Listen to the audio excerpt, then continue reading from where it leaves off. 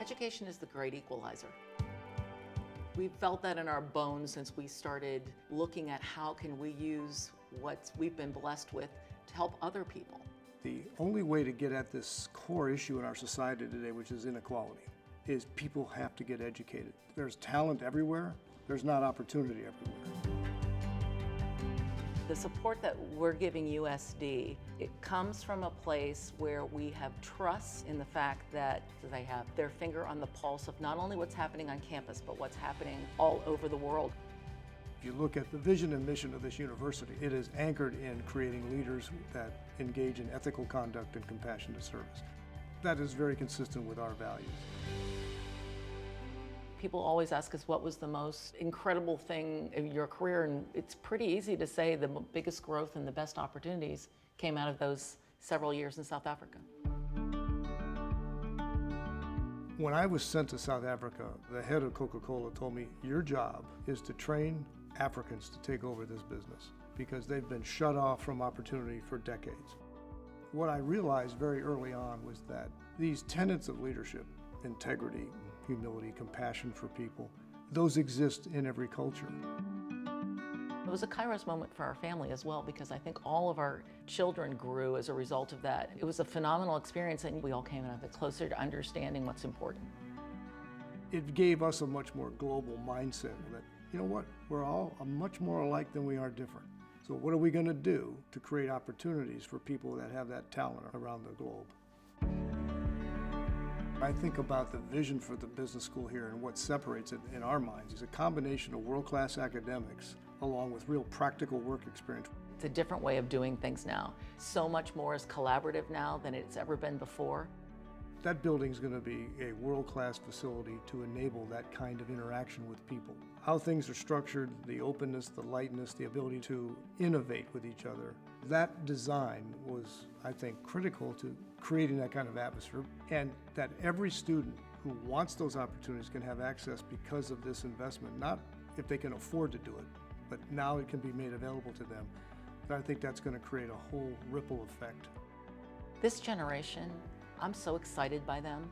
I see so much enthusiasm. I see so much intelligence. I see so much thinking outside the box. They're going to solve the problems of the world. I'm confident of that. We just have to make sure they have the opportunity and the tools to do it. And I think they can get a lot of that here. A life is not important except in the impact it has on other lives. And that's the way I think we'd like to be remembered, that this has an impact.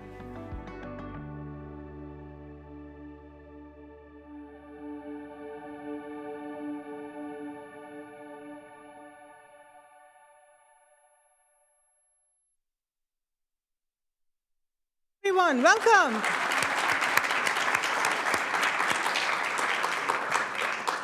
Welcome to the Kanauj School of Business. I am Priya Kannan. I am the Associate Dean of Faculty and Accreditation and also a Professor of Strategic Management, Innovation, and Entrepreneurship.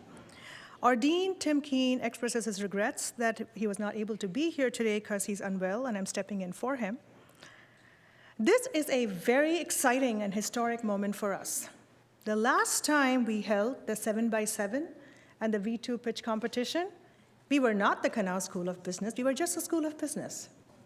So we are really grateful, and we want to thank our donors, Don and Ellie Kanauj, for their gift and for their trust in us, for giving us a named school, and as we all know, we are one of the best schools in the country, if not the world.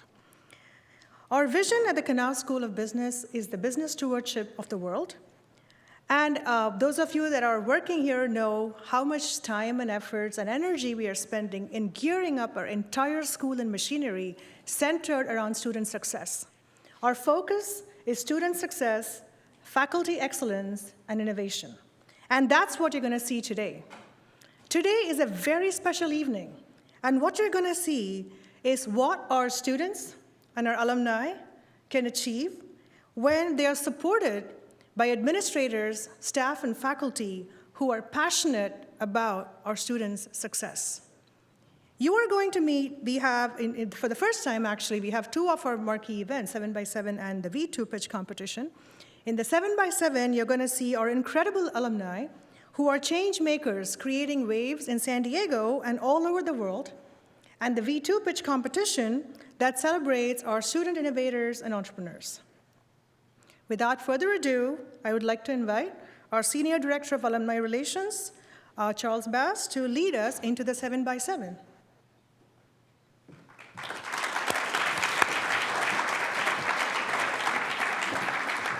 Thank you, Priya. It's amazing what's happening at the Canal School of Business and the University of San Diego. And it is my pleasure to formally welcome you to 7x7 and V2 2022, Changemakers in Action.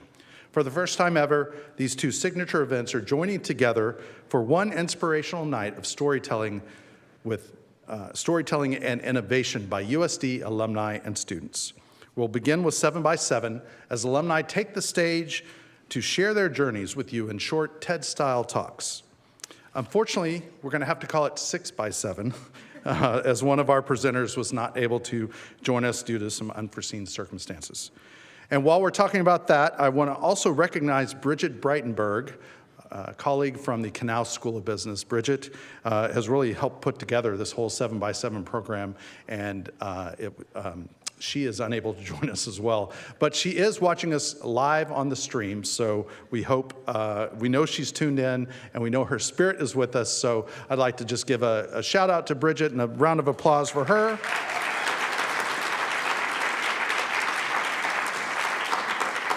And then once the intermission, once 7x7 is done, or however many numbers, we'll just throw out some numbers, we will have a brief intermission and a reception in the foyer. And then the V2 competition will turn the spotlight to our student innovators who will pitch their business ideas to compete for $25,000 in cash prizes. One note of interest, tonight's program is being live streamed, and it's on the platform Momento, which was started by David Jimenez Burgos, class of 2018. He started Momento with the $21,000 he won at the V2 competition in 2017. So how about that? How cool is that? I could talk to you all night about the great things happening at USD, but that's not my job. My job is to welcome the Assistant Professor of Economics, Jason Campbell, who will set the stage for tonight. Jason.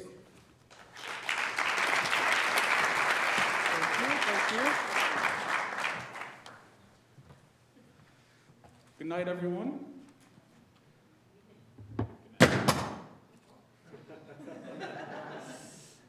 Not a good sign. What does it mean to be a change maker? In 2019, I enrolled to become a faculty change maker fellow. And going into it, I had some preconceived notions about what it would entail. But I was really excited about getting the opportunity to have this fully fleshed out idea of what it means to be a change maker, how I can apply it to my research, to the classroom, to my everyday life. But very early on, one thing that was impressed upon me was this subtle but powerful distinction. It's all about intentionality. So it's good that you're recognized as a change maker, the noun, but what you're striving for, your North Star, is to practice change making, the verb. And the reason that's important is because most of our default settings is to think of ourselves as the protagonist in our own story. But if you approach social issues with that kind of mindset, you could potentially have a hero complex and do more harm than good. So what you want to do is to practice change making, because then you will inherently approach social issues with the right amount of humility, respect for those who came before you, and of course, compassion. Now, the beauty of practicing change making is that it's a big tent, all-inclusive. Anyone could practice change making, so long as you follow the 3 pillars. The first pillar, competencies.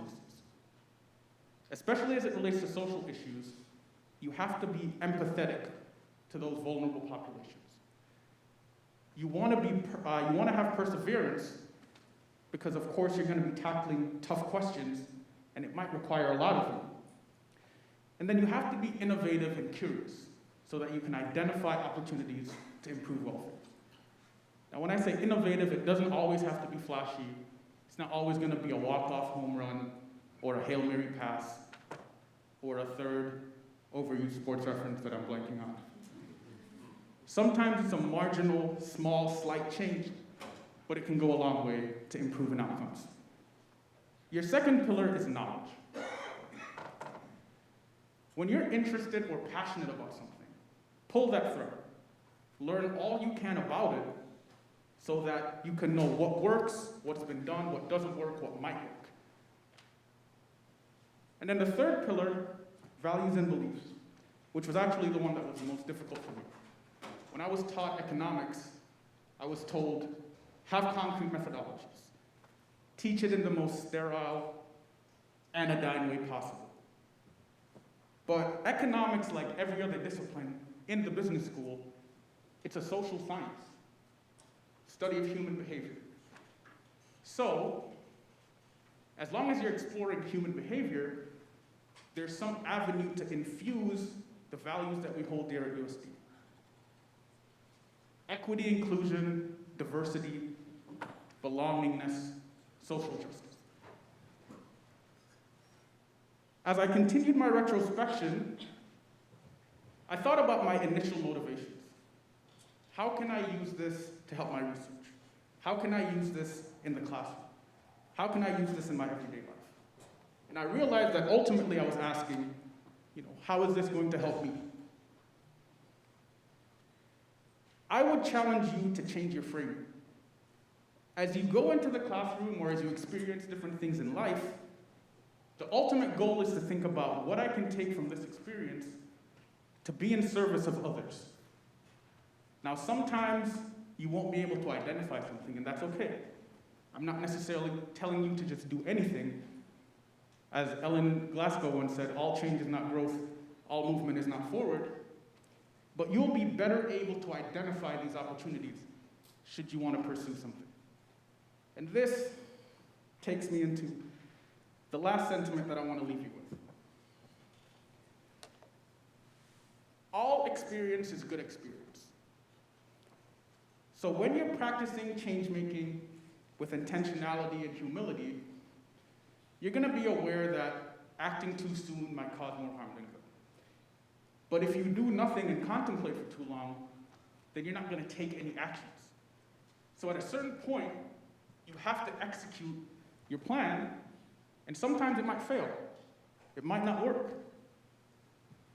But keep in mind that you can win or you can learn. It's only a loss if you don't learn anything from it. I'm very big on this concept known as Kaizen, which is the Japanese concept of continual self-improvement. As long as the you of tomorrow is better than the you of today, success is right around the corner. And with that, I'll hand over the stage to our wonderful storytellers. And as they're going through their different stories, I want you to think about these different themes and different ways of practicing change-making, and hopefully, you'll be inspired to follow some issue that matters to you. Thank you.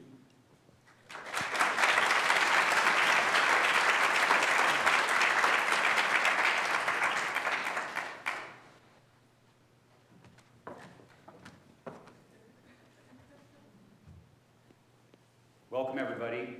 I want to take just a quick minute to thank the university for inviting me to be on stage here tonight. And I only have 7 minutes with you, so since my program's only 6 minutes, I'd be remiss if I didn't introduce you to my USD family. My wife Shelby, who is here in the audience right now, is class of 94. I'm Vince, class of 95, and our daughter Viviana, our youngest daughter, who's also in the audience tonight, is class of 2024.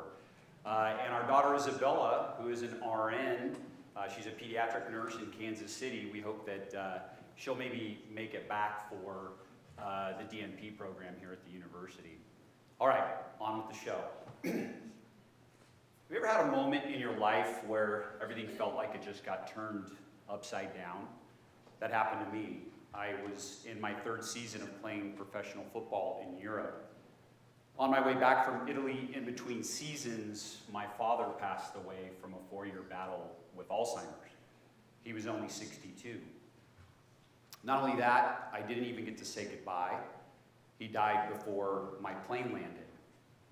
So I packed up all that grief and guilt from my father's passing, along with the stress of being a new husband and a new father, into this perfect little ball and just buried it as deep as it could go.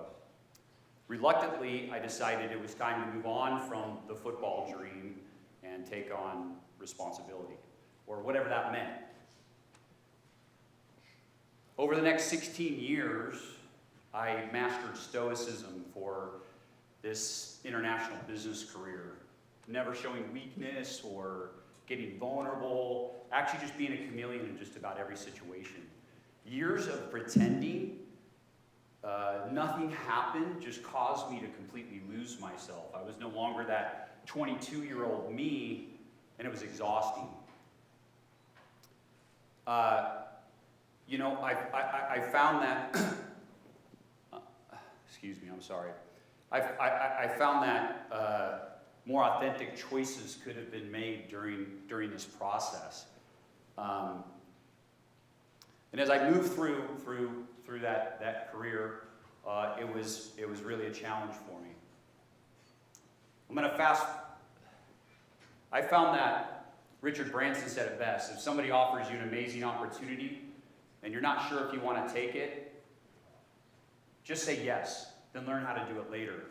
You know, sometimes it's difficult to take a risk. Sometimes the risk isn't even all that great. It's just something that we feel like we can't achieve, or it just takes us out of our comfort zone. So fast forward to 2012, I was given a life-changing opportunity to be on a reality television show called The Moment that aired on USA Network. The show explored what it would be like for me to coach football again, because that career path got derailed. I don't know what compelled me this one night to fill out an application for a reality TV show. I believe the universe led me there because I needed a long, hard look in the mirror.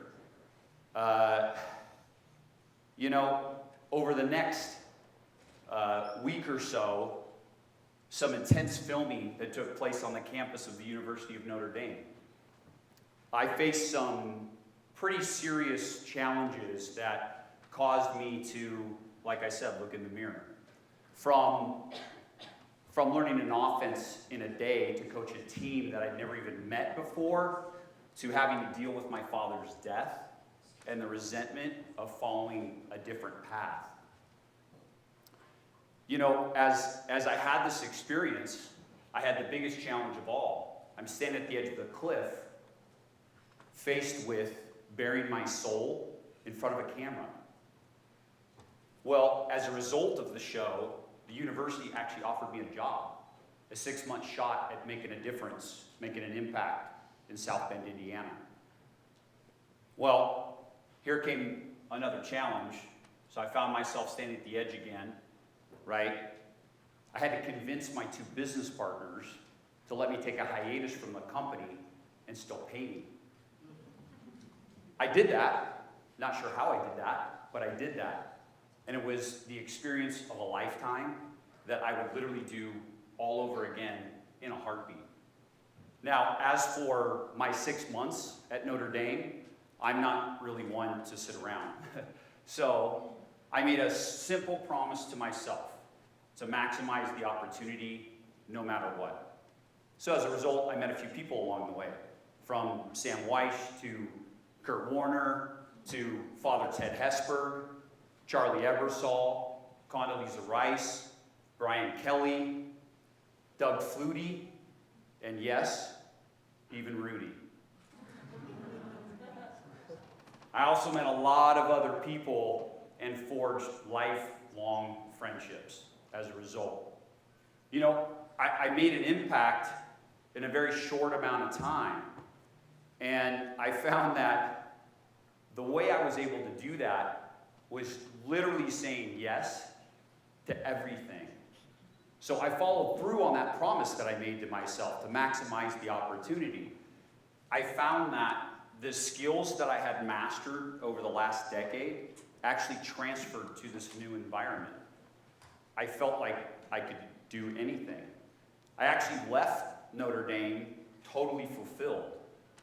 I'm most proud of connecting the football program with the Center for the Homeless in South Bend.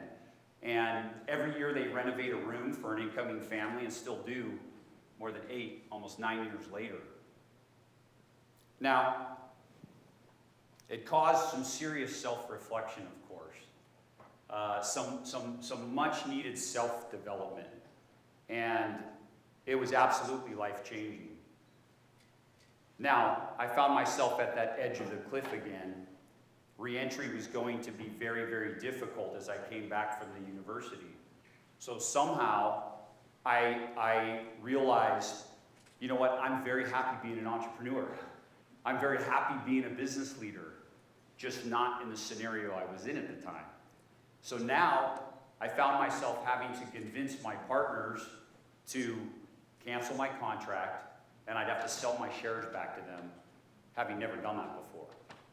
Well, I managed to do that too. Again, don't ask me how, but somehow I managed to do that as well. I started my own business practice, a consulting practice, and I started coaching small business owners. And that move led to another opportunity for me. I invested in one of my clients. Making that investment was another risk that I was ready to take. Now I've been the president of that company for the last 5 years. We've acquired 2 other businesses and totally turned the company around, making it ripe for a significant exit. You know, what's interesting is there's no shortage of opportunities in life, right? So when you find yourself standing at the edge, like I was, take a step back and enjoy the view for a moment before you're ready to take that leap of faith. But what I can tell you is that taking that risk, right?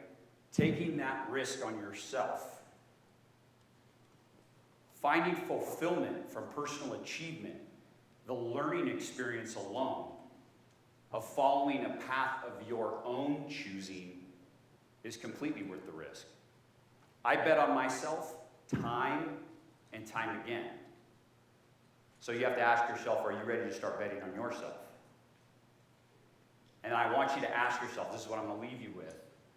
Are you ready to start saying yes? Start saying yes more often.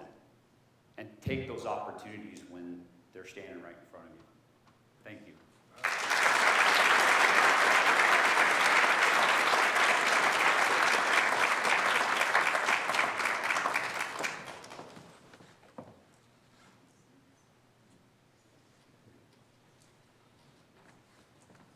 Hi, I'm Laurel, and my body has ovaries. Regardless of ovaries, testes, gender identity, each of us contains the opposing energies of the masculine and the feminine. Our bodies live in a world of integrated opposition. I'm here to share that learning to maintain this balance and harmony, rediscovering the power of feminine hormones in the workplace, and promoting our natural states of being is how we become truly wealthy.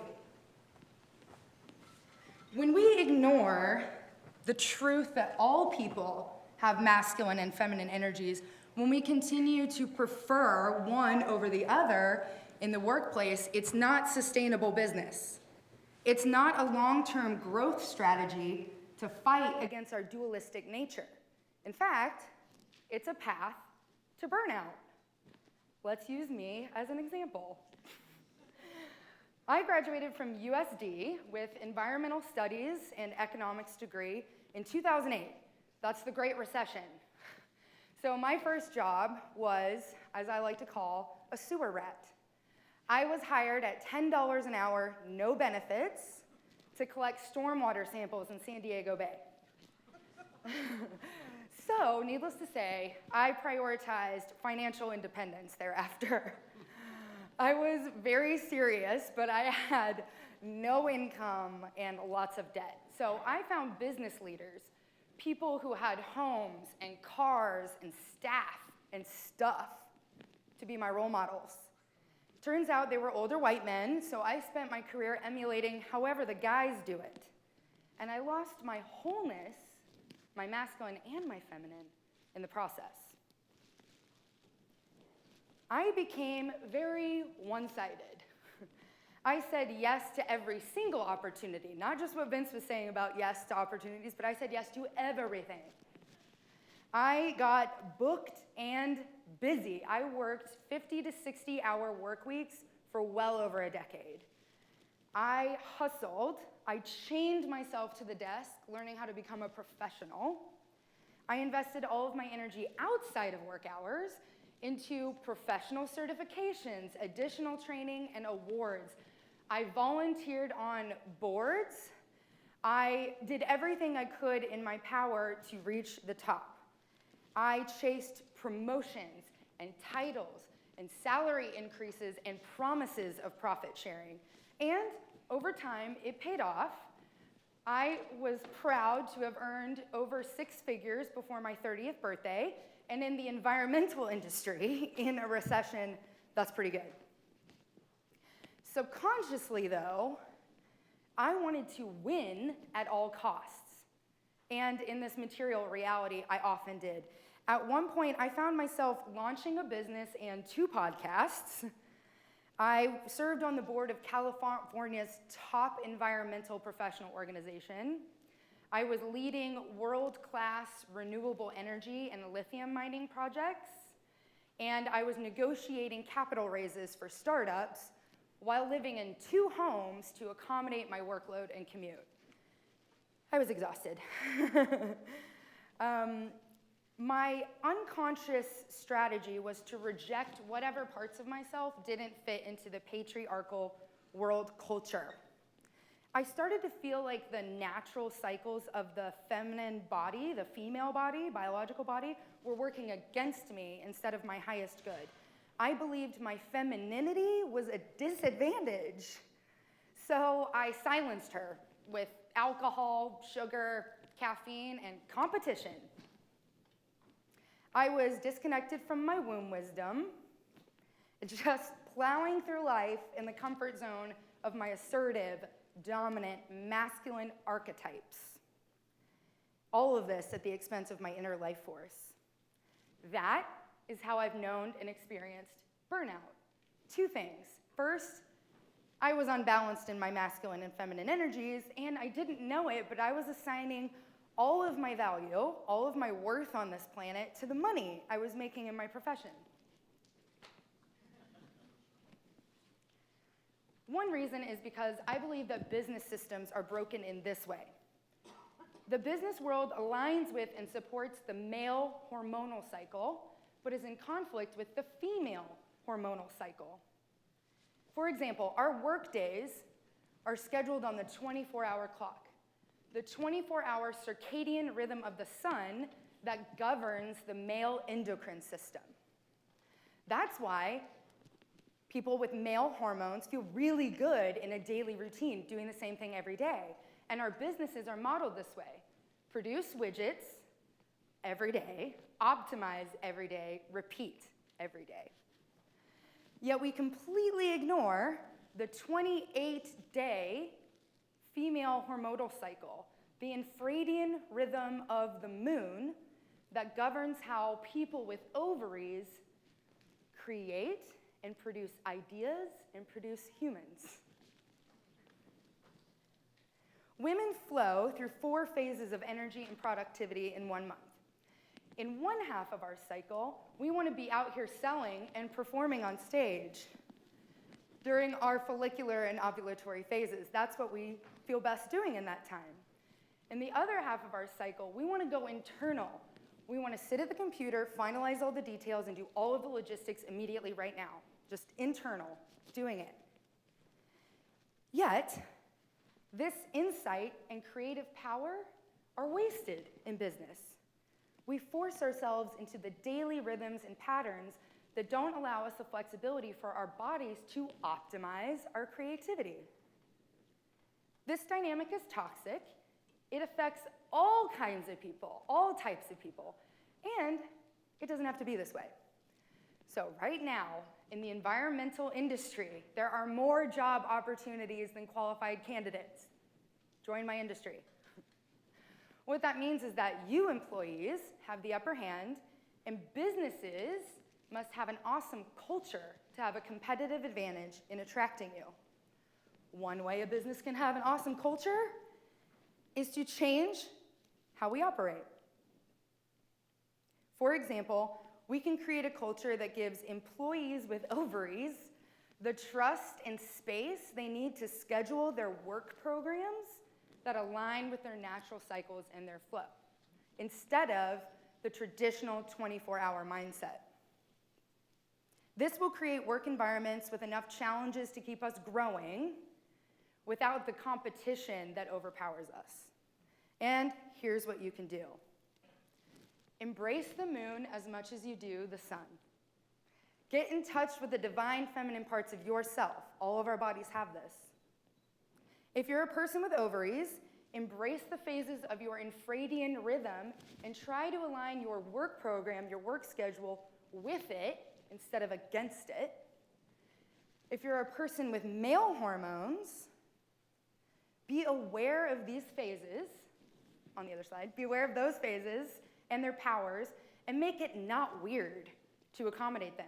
Make flexibility as easy to talk about when we're planning our schedules as it is to talk about the 24-hour clock. You can also know thyself, study yourself, create what I like to call a personal strategic plan. What is your mission, vision, values, objectives, and strategies for your life?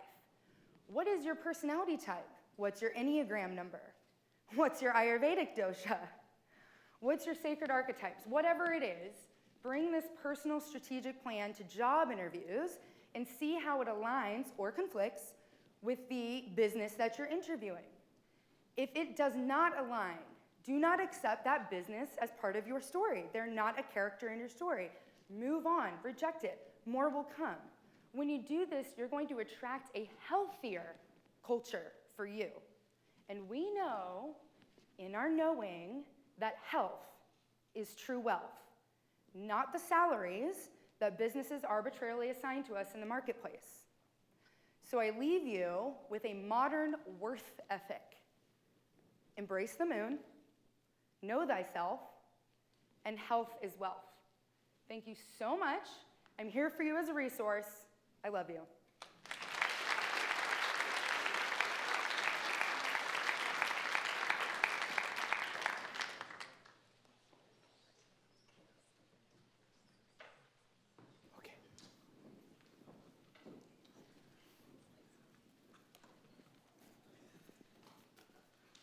Hello, everyone. You guys having a good time so far?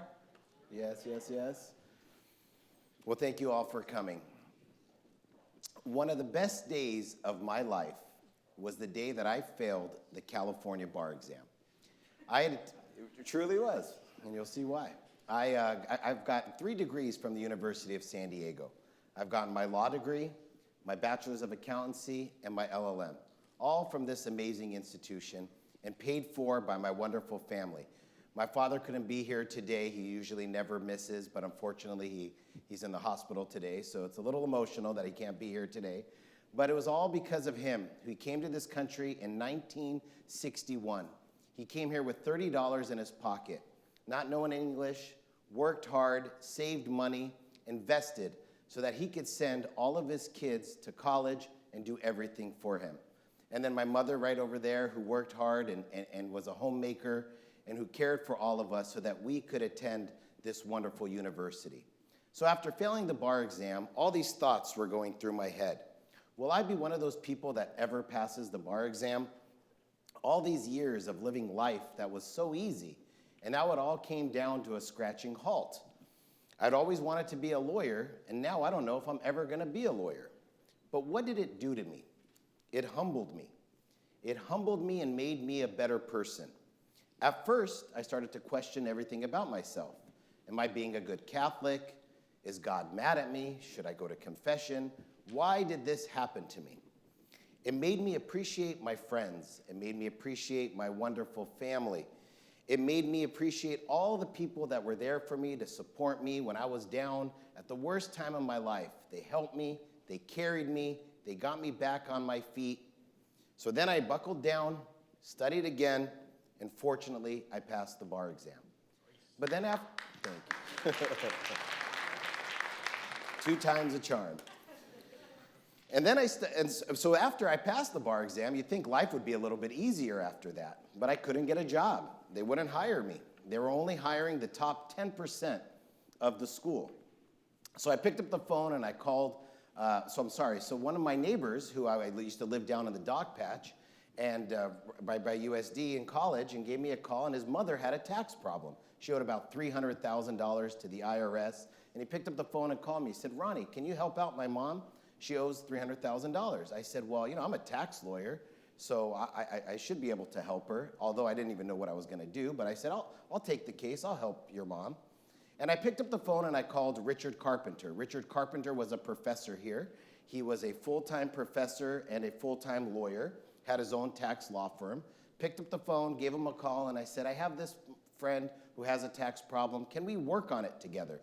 I'll give you all the money. I just want to help my friend and I want to learn. He said, let's go have lunch. We went and had lunch. And he said, what are you doing in life? I said, well, I'm working a courtesy job. I was working a part-time job for my dad's lawyer, who gave me a job because he felt sorry for me. It was just kind of a temporary job until I found my job as a tax attorney.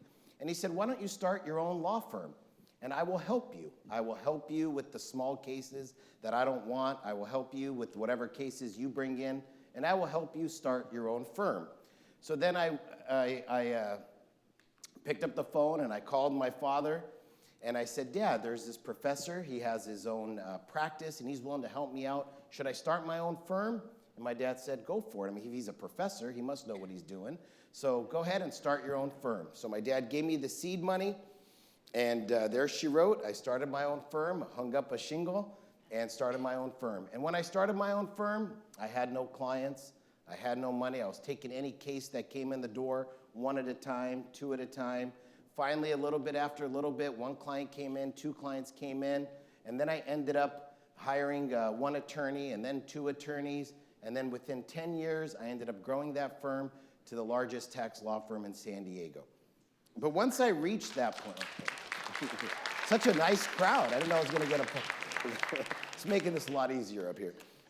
But once I reached that point, I said to myself, I want to do what my family has done for me. I want to do what Richard has done for me. I want to be able to give back. I want to be there for people that need help. Like Richard helped me start my career, like my family was there to help me. It created a giving, helping attitude in myself. So I picked up the phone and I called the current dean of the law school and I told him my passion. I said, I want to teach. I want to help others. I interviewed with Dean Ferrullo, and he ended up giving me a job as an adjunct faculty member in the law school. And then I approached this amazing business school, knowing that accounting students needed help in tax, and I asked them to teach a tax class for the accounting students, and they ended up hiring me. And then I ended up serving on both boards and then starting a tax institute.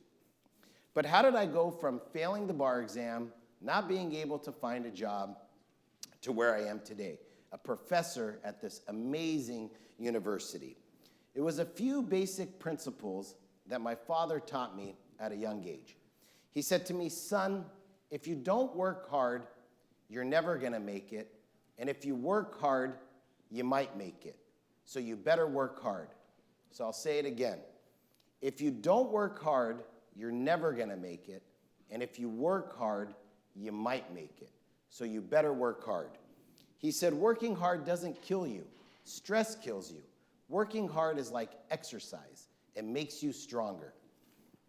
It was that work ethic that I followed from when I became a lawyer to help me get to where I am today, in addition to lending a helping hand. When I started my firm, I wanted any client that would come into the door. I would do things for cheap, do things for free, helping these clients that didn't have any money, and I didn't have any money either. So I would help them. And it turns out that all those clients, those first 2 or 3 or 4 years of my practice that I helped, that didn't have much money, turned out to be the ones who sent me the most business throughout my whole life. And so, and then, I'm sorry. And also another point that I would like to make as far as the other principles that I learned from my father is believing. You have to believe in anything that you strive for. Anything that you're gonna try to do in life, you have to believe it before it happens. If you're gonna try to negotiate a business deal, if you're trying to get something, whatever it is that you are trying to accomplish, if you don't believe in your heart that it's gonna happen, it won't happen. So anything that you attempt in life, believe it in your heart, because that belief in your heart will portray upon the people that you are negotiating with. And also compassion. In the day of retail, it's all about customer service. But if you're in a career that is service-oriented, it's compassion. It's showing compassion for the work that you do and the people that you serve.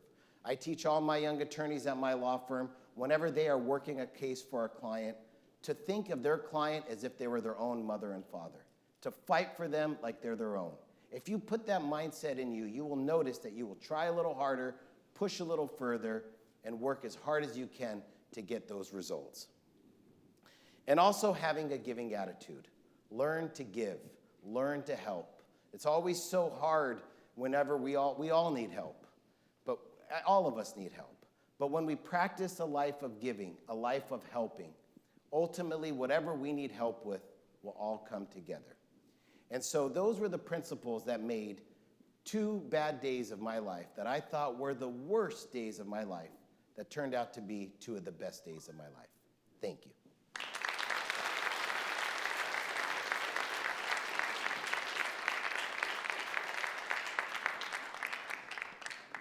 My 2 beautiful angels right there. Hi, my daughters.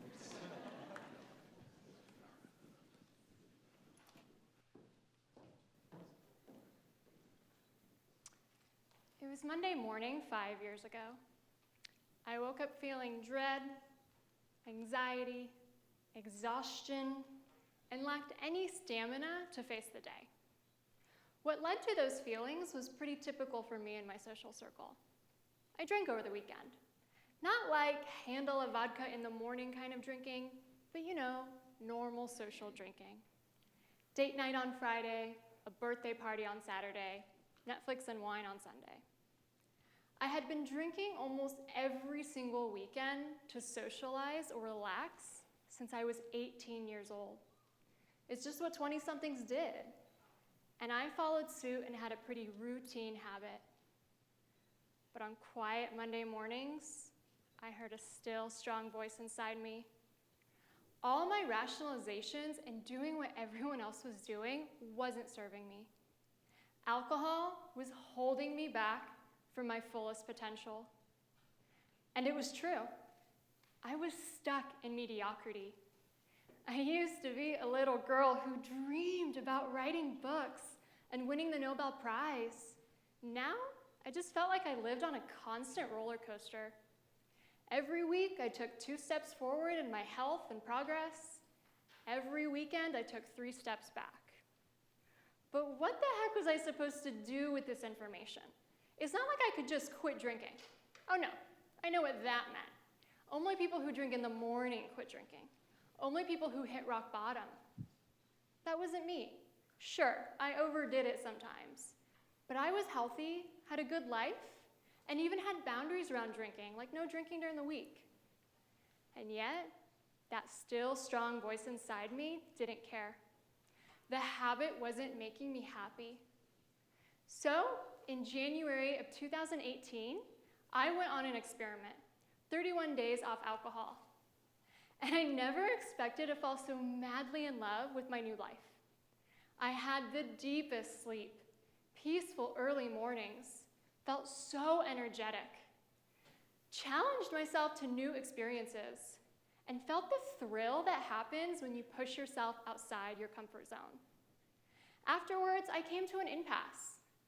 I could keep doing what everyone else was doing and rob myself of my health, sleep, mental energy, and potential, or I could let go of what no longer served me and focus on creating a big, beautiful life. So I did it. I let go of what no longer served me. I said, thank you, you served me in the past, but been there, done that, I've outgrown you. And I also let go of the beliefs that held me stuck. A belief that only the most severe problem drinker can change their drinking. A belief that I needed alcohol to have fun or socialize or relax or fit in. Even beliefs that told me I wasn't good enough, fun enough, worthy enough, or powerful enough on my own. I found joy in chasing not a 20-minute buzz, but in long-term fulfillment. And reevaluating the role of alcohol in my life was the greatest journey in figuring out who I really was, what I really wanted most in this lifetime, and then having the audacity to go after it. I launched and scaled my dream company. I left my day job. I traveled the world with my laptop. And I can officially call myself an author. I fulfilled my wildest childhood dream of writing and publishing a book. Euphoric, Ditch Alcohol and Gain a Happier, More Confident You is in bookstores. When you challenge one limiting belief that holds you back and overcome it, you challenge everything you once thought was possible for your life. Today, I am a leader in a movement that says not drinking is a radical act of rebellion and self-love, an act that propels you towards your biggest dreams. I offer life-changing programs to help others build a vision that is so much bigger than a beverage. We are building a movement, the Sober Curious movement, that says anyone with any kind of drinking habit is allowed to try another way, is allowed to discover what greater health, happiness, and success lies on the other side of drinking. Because maybe we've been thinking about it wrong all along, and that you don't have to have a drinking problem for alcohol to be holding you back from your optimal life. Now, maybe alcohol is not your issue, but we all have something. We all have patterns that hold us back. What habits are not serving who you want to become? Maybe it's snoozing in the morning. Maybe it's mindlessly scrolling social media instead of working on your passion project. Maybe it's letting toxic people in your life talk you out of your dreams, or your own habit of negativity and complaining all the time.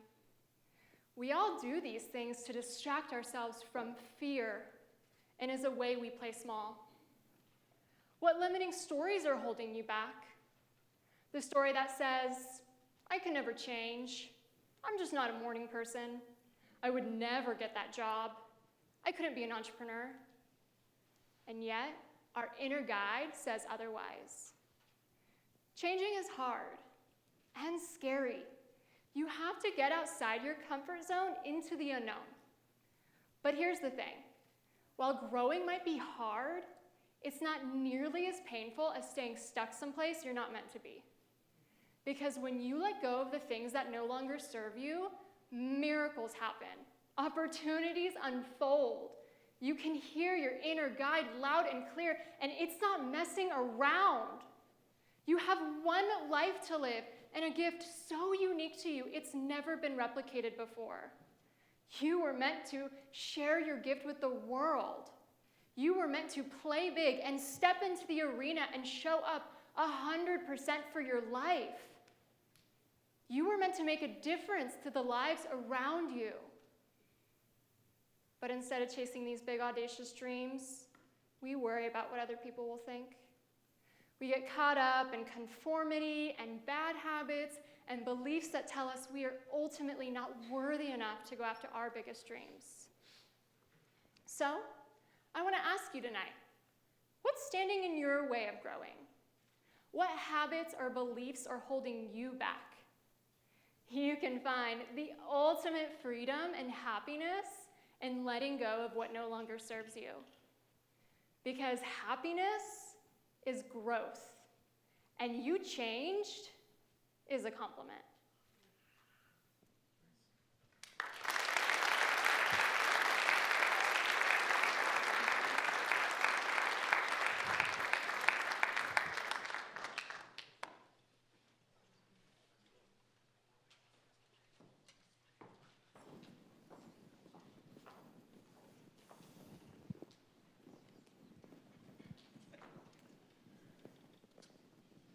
People have commented that they find my life inspiring. Tony, they say, how did you do it? How did my life become inspiring? How did I overcome all my problems and get to a point where I could ever help other people, much less start a nonprofit that's helped almost 100,000 military family members? I don't know. I didn't plan it. I couldn't have predicted it, but I'm humbled people find my life inspiring. I come from a family of limited means. We believed in hard work, responsibility, and making it on your own, and I feel like I've stayed close to those roots, learning from every step along the way. And there was a major shift in my life, a trajectory shift, one that took me from preparation to execution, where my knowledge and experiences were going to get put into action. And that shift started on October 21st, 2007, when a wildfire destroyed my house. Within a year of that fire, my marriage ended. Add part-time single dad to my resume.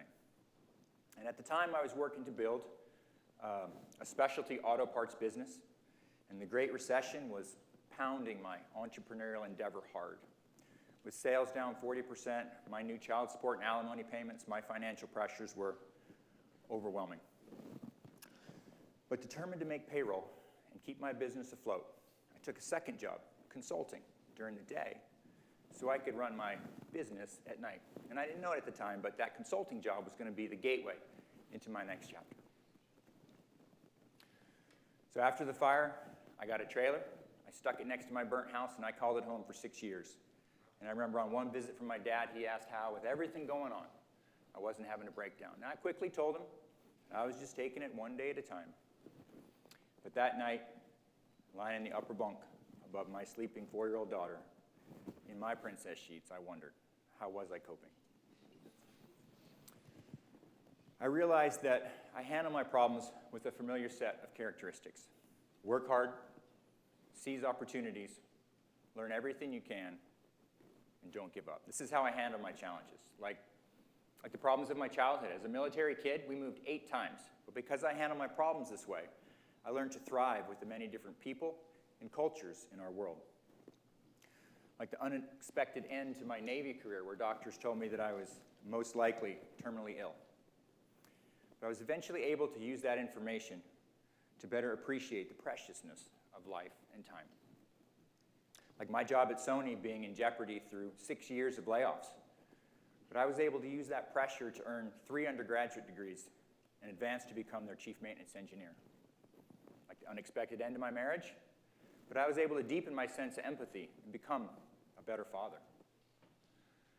Like losing almost everything in a wildfire, but I got to be that person needing a hand up.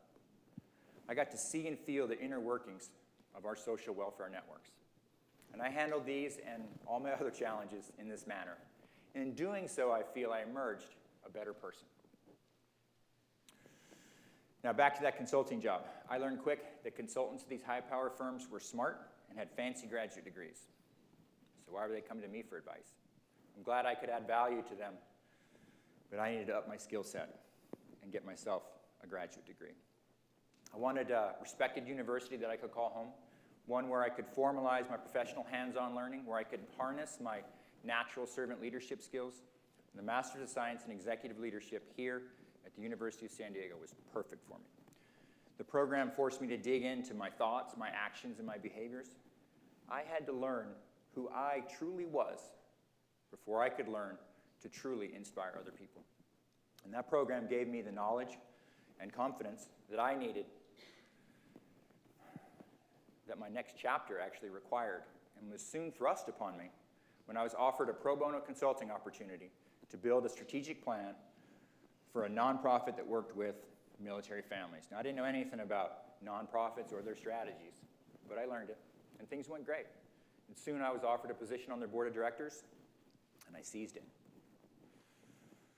After a few years, the national leadership for the nonprofit made some changes to their vision, their mission, the structure, and this greatly inhibited our ability to help local military families. And this was unpleasing to me because I truly understood the need and value of these programs.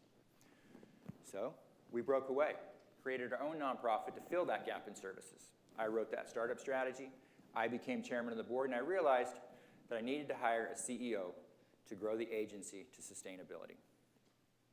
I searched, and I searched, and I searched. Finally, one night I realized the job was just too big and too risky. Nobody was going to take it. And the next morning, I walked out on my trailer's porch. I'd remarried a little earlier. I looked at the new house that my wife and I were finally rebuilding. I thought about the family. We talked about growing. But despite these looming financial hurdles, I knew what the right thing to do was. And I told my wife that to get this nonprofit off the ground, I need to become its CEO and quit that consulting job. And now, 9 years later, the nonprofit is mature and stable. The house is finished. We got 2 more kids.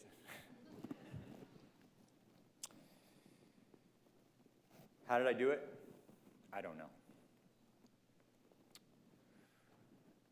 But what I do have is 4 characteristics that I've embodied. Characteristics, when combined with my faith in God and all the help I've received from those around me, have been instrumental in building my life. I've always worked hard. I've known that to get ahead, you just need to work hard. I've always seized opportunities, continually put myself outside of my comfort zone, challenge myself, and improve my ability to perform in different environments. I've always learned everything I could. Knowledge is power. Everything is a learning moment, and feedback is critical. And lastly, I do not give up. If there's a will, there needs to be a way. I'll generate whatever grit, tenacity, or fortitude I need to keep moving forward. And we don't know what life's path will bring you. We know it'll bring ups and downs. But you should rest easy knowing that you too can build a life that people find inspirational. If you work hard, you seize opportunities, you learn everything you can, and you don't give up. Thank you.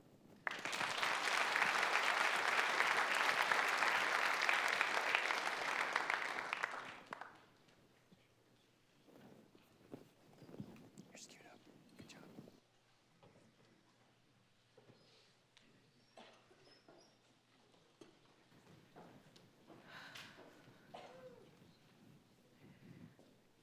When I started as a freshman on this campus in 2011, I had no idea where I would end up. But I knew that I wanted to make a difference. When I was young, my family moved from neighborhood to neighborhood throughout San Diego County. But no matter where we went, they taught me to be Black and proud of my heritage. I remember one move in particular, and that was the move from Kearny Mesa to an area called Southeast San Diego. And I remember it vividly because I went from playing with my neighbors, feeling carefree, feeling safe, to watching shootings happen right outside my doorstep. That shift was devastating, and I was changed because of it. Even though we had 5 generations of family in Southeast San Diego, I was still lonely. And more than that, I recognized the difference, the disparity between Kearny Mesa and Southeast San Diego. Flash forward to my junior year on this campus, I decided that I wanted to be a civil rights attorney. No doubt was influenced by what I saw when I was younger and wanting to help people that lived in communities like Southeast San Diego get justice. And I was also called argumentative by some people. I call it passion.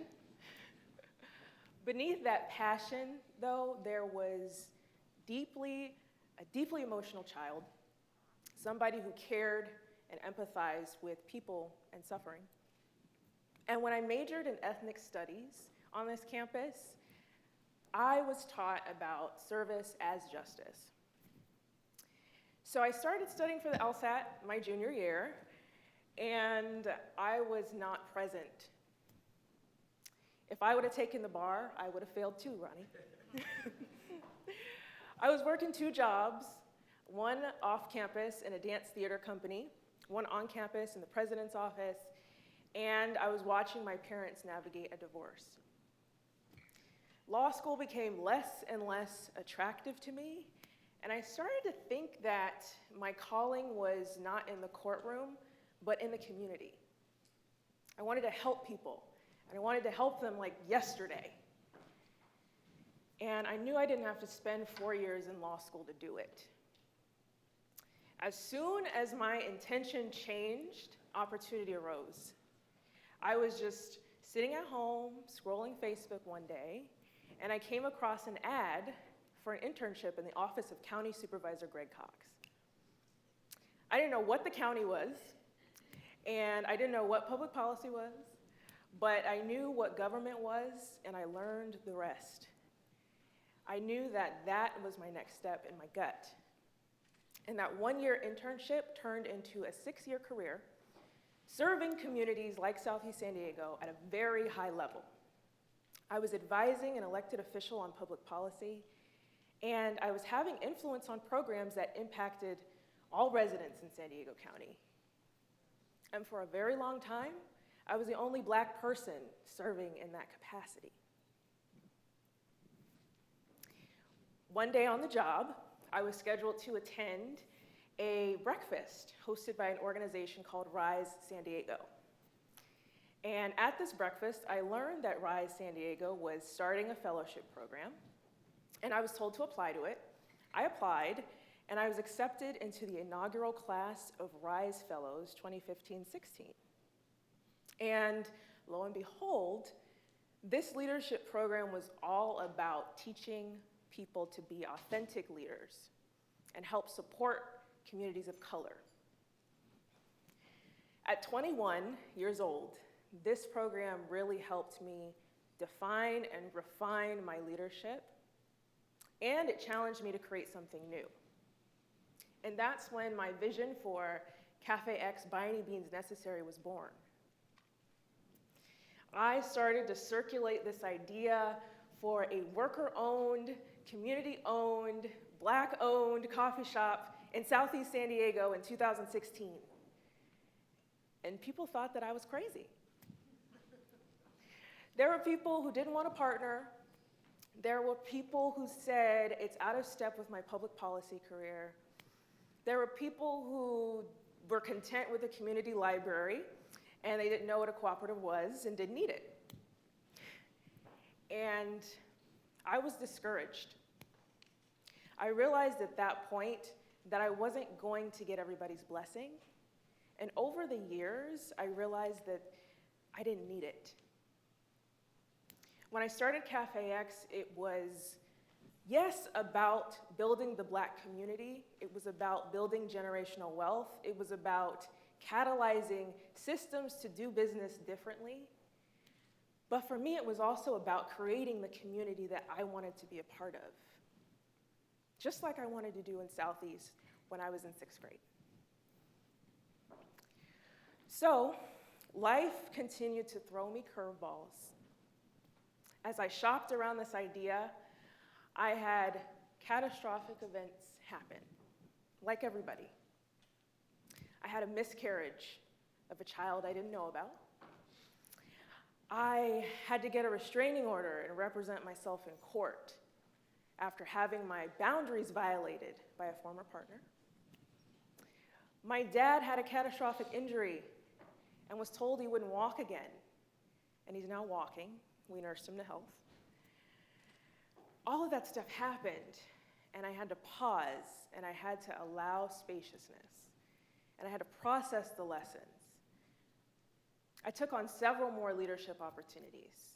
I went to therapy to heal, and I went back to this school, and I majored, and I got my master's in nonprofit leadership and management.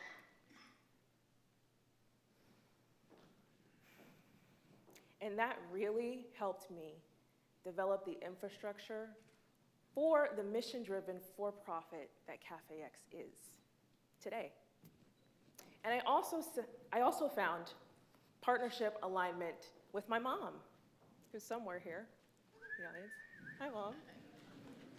Best partner ever. My business partner. And when all of this happened, Cafe X began to soar. And then COVID-19 hit. And we were forced to move out of the storefront we moved into 6 months earlier because the owner of the building decided to sell. I was devastated. Mom was fine. She said we'd be okay, and she was right. And we stayed steady, and we understood that there was a picture that was bigger than us, and that the next step would be revealed. And sure enough, a community partner recommended us to fill the vacancy that we're in now. Now we're in Sherman Heights, in an awesome collaborative space, steps away from Barrio Logan and Logan Heights. And we had our grand opening February 28th of this year.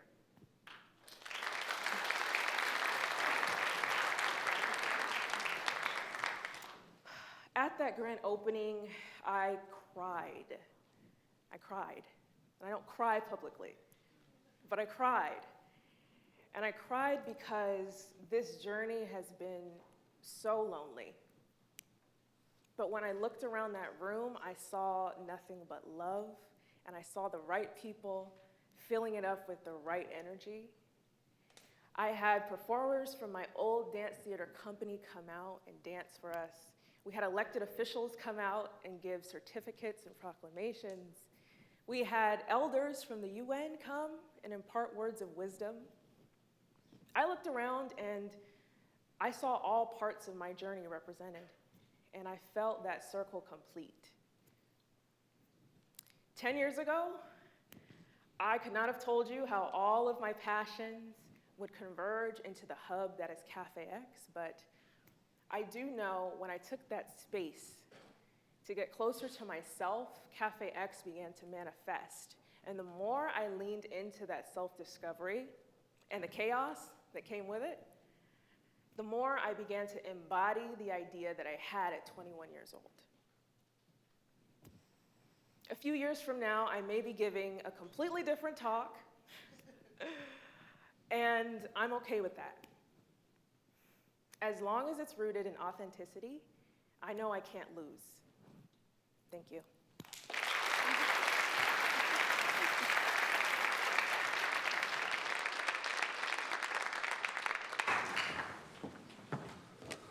Wow. Let's hear it one more time, and we'll bring out our honorees.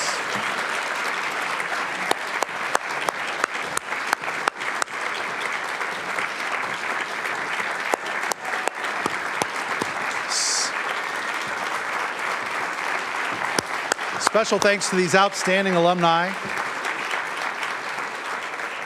We're so grateful for you all, and typical USD alumni, you're all outstanding. So we're sorry for our seventh who couldn't be here, but thank you all for your participation for 6x7. And we are now, my job is to invite you to a reception in the foyer. And in about 30 minutes, we're going to come back here for the V2 pitch competition, and you won't want to miss it. So thanks again. Let's hear it one last time for our great alumni.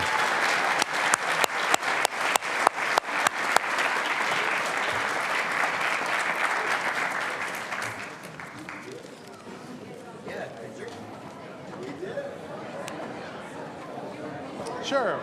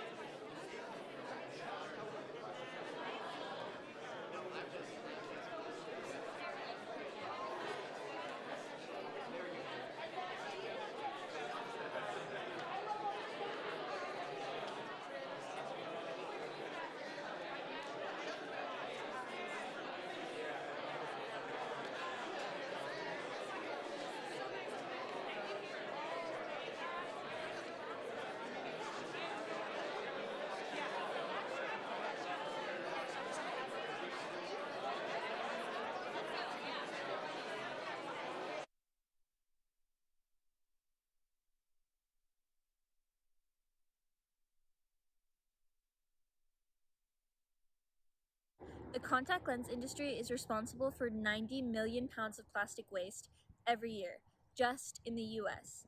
That means even if you don't wear contact lenses, you're still affected by the massive toll this takes on the environment. Like the one here at beautiful Mission Bay. Blue Planet Optics is the world's first contact lens brand centered around sustainability. We've revamped almost all contact lens product designs to reduce plastic and packaging by up to 80%. And all of our testing is done in a cruelty-free way, an unfortunate rarity in the eye care industry. Plus, with US manufacturing, you can guarantee our carbon footprint is down to a minimum. With our revolutionary designs, we can save millions of pounds of plastic from ever entering the ecosystem.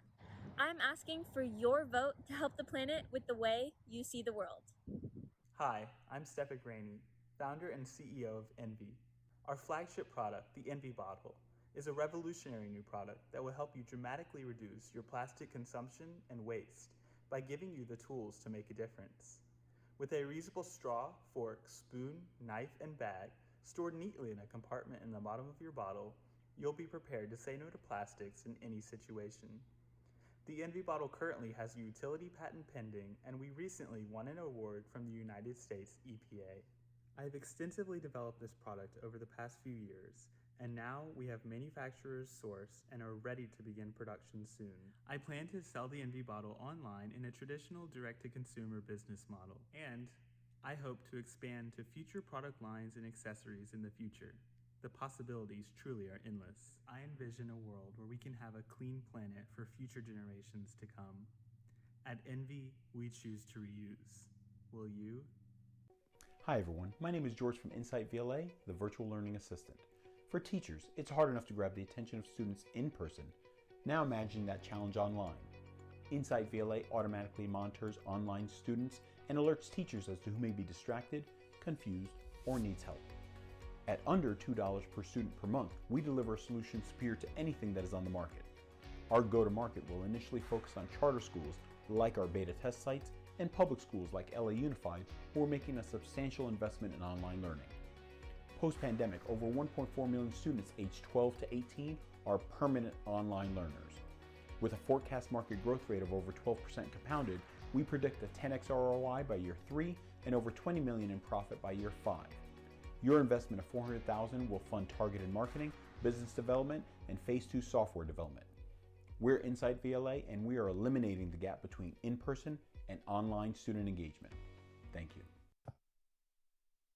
How many of us have a box of old family photos? Will they be around in 10 years or will they be lost? What about the images, videos, or the life stories you create? They tell a story of our past relatives as well as our younger years. These days, we don't have a box of pictures, but digital media that is scattered across the internet only to be lost with time. Why not have a single platform where families can share and securely store their milestones and medias so the lives we lived are not lost or difficult to find? Our goal at Kinko is to have a place to share and connect with our families. We want our future generations to be able to look back on their families and experience their lives as if they were there when it happened. We aim to help find family members that were previously unknown and provide features to interact with them through fun activities. Let's not lose any more of our family connections and memories. Instead, make new ones on Kinko. We're the family company. Hey everyone, my name is Michael Basham. I am a co-founder of the Medical Business Group. We are looking to develop Thrive, a platform that connects patients to doctors and medical professionals virtually. Our business model is quite simple. Medical professionals can subscribe or pay per usage to use Thrive.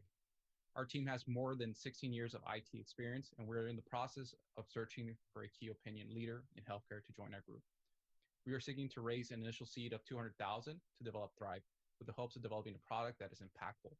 Don't forget to vote for the Medical Business Group. Thank you. Hi, I'm Luke. Don't you love shopping online on sites like Amazon and Etsy? I sure do. We all do. But I can't help feeling like my money's going into oblivion instead of making a difference. At Purposer, we're changing that. We're building a two-sided marketplace that facilitates transactions between buyers and sellers, but only for those products that are making a positive impact on the planet. Our business model is unique for 2 reasons. First, you can search for products by category like jewelry and clothing, and also by purpose, like wildlife and poverty.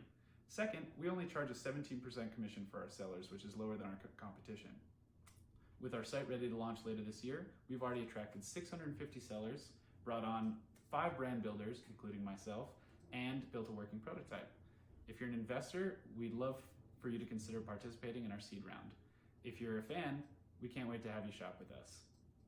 Let's make a difference, one purchase at a time. Vote for our startup, Purposer. Hi, my name is Grant Healy. According to the National College Health Assessment Spring 2021 report, 93% of students reported experiencing psychological distress that negatively impacted their academic performance, and yet only 30% reported receiving any kind of psychological services. There's a mental health crisis, with demand for professional services far exceeding the number of licensed practitioners available. They say the best way to stay out of the ER is to take good physical care of yourself. Well, these same preventative measures are vital to mental health as well.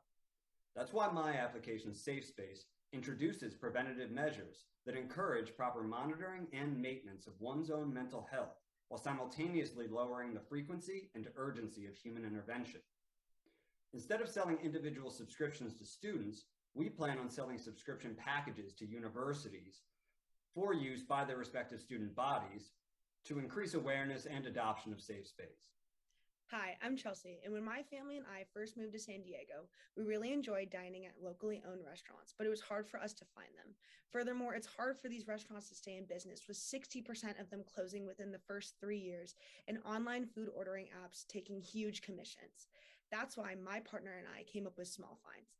It's an online food ordering app that allows people to discover, learn about, and order from locally owned restaurants, allowing these restaurants to have increased awareness, loyalty, and sales, leading to their overall longevity. The impact of Small Finds is it allows for more locally owned restaurants and funding to stay within communities.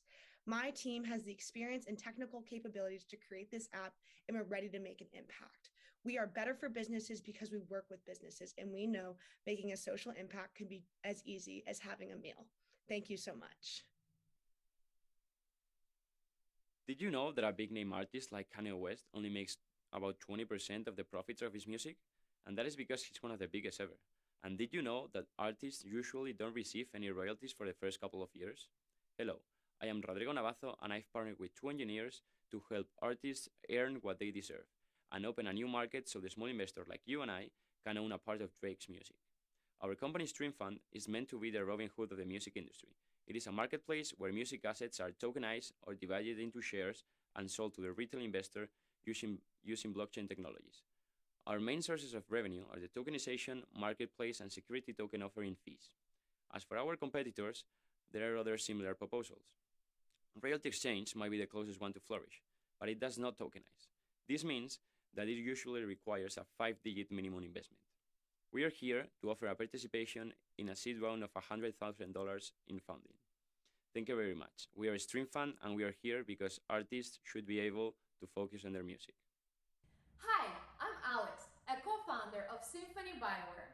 When I was 17, I nearly died from burnout. In fact, 120,000 Americans die each year from stress complications. The wellness revolution is trying to save the day, but forming healthy habits requires continuous feedback. That's why wellness companies love wearables, but heart rate, temperature, and glucose just aren't enough to fully understand the rich world within us. That's why we're developing the first wearable smart patch that will continuously measure the key hormones that affect your stress, sleep, nutrition, and fitness. Symphony Bioware will show you exactly how your body is reacting way before you feel it, like meditation. Most people quit before they see an improvement, but cortisol drops by 30% after just one session. Our mission is to unlock the true promise of personalized wellness by closing the loop on biology. Inside you, there is a chemical concerto. Can you hear it? Okay, so the easiest way to figure out your body type Once is you by master looking how at to your dress proportions. depending on your body type, first I thing used to everyone wonder wear why eyes clothes and don't look look right on me when they look amazing on on other girls. Do you also struggle with this? It is of paramount importance to understand that our bodies are constantly changing. We're going to feel different. We're going to look different. We look up to models and how they dress, but struggle when clothes don't look the same on us. We must educate people that we can look great, even if we don't have that skinny body shape. We can look great in any body type. Tess is a disruptive software as a service with a business-to-business approach, where our top-notch technology creates outfits based on body shape fashion guidelines. Offering a white labeling solution through our API will help fashion brands improve their shoppers' customer journey. With Tess, you can go from this to this, or from this to this. At Tess, we believe every body shape is beautiful. You just need to know how to flatter it.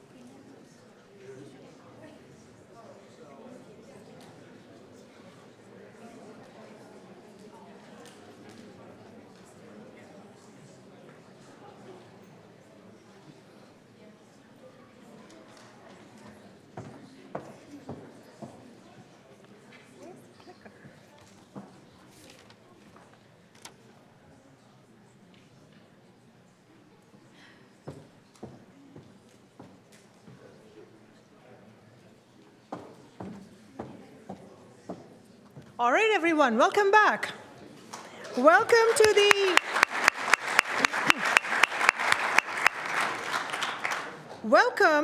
the 10th annual V2 Pitch Competition. I think you heard that right. It's a 10th annual, which means it's a big, momentous time where we celebrate our student entrepreneurs. I first want to start by thanking the I3 team for making tonight possible. You will see some of these people in the audiences. You'll see Dr. Wenli Shah, who is the chair of the I3 department, Dr. Amit Kakar, Dr. Kate McCone-Sweet. We'll be introducing Ms. Misty Rusk in a little bit, Diana Hanna-Sheikh, and Stacy Pena. So a big welcome, a big appreciation for this team for making tonight happen. So what is the I3 team? I keep talking about the I3 team, and you all seem to look like you understand, and I know none of you do. Because the I3 is a combination, what it stands for, it's the academic department and the supporting structures. The I3 stands for Innovation and Entrepreneurship, International Business, and Interdisciplinary Studies, the 3 I's. And why are these 3 I's important? As you all know, these are exciting, challenging, and uncertain times. And we know that innovation happens, right, when you have people from different research streams, different backgrounds, coming together in an interdisciplinary fashion, right, with a global mindset. So this academic department holds all these streams together, but we're also very fortunate to be supported by the Free Enterprise Institute, and we'll come to that in a minute, and also by the Honors Center. Which means, remember an hour ago, I talked about how student success is our focus. So students that come to USD not only get the academic training to do what they need to do, but they also have the curricular and co-curricular activities, a great example of which is the V2, so that they can strengthen what they learn in the classroom through these experiential activities. And that's what this solves for. The I3 team, however, we not only support students that come through the I3 department, but also those that are pursuing majors from all over USD, whether right from freshmen all the way through to masters. So today we have this nice evening. I know we're all enjoying the presentation, but it took a long time for us to get here. The call went out way back in January where students from across USD were invited to participate in workshops and practice their pitches. A total of 288 students attended these activities, and 25 teams applied. We'll get to that. 25 teams applied, and a team of preliminary judges reviewed these applications, and we had 11 semifinalists who were chosen. You have Blue Planet, Envy, Insight, Kinco, Medical Business Group, Purposer, Safe Spaces, Small Fine, Stream Fund, Symphony, and TESS. And the reason I'm trying to read all these names, although I know all of you can read, is 3 of these will be chosen as winners tonight. These are the 11 semifinalists.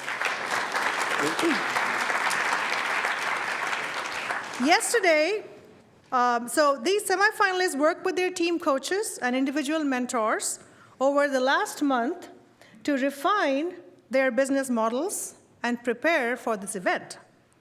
Yesterday, these semifinalists pitched to our esteemed panel of judges. The judges, let me get to that in a minute. Let me get to Misty in a minute.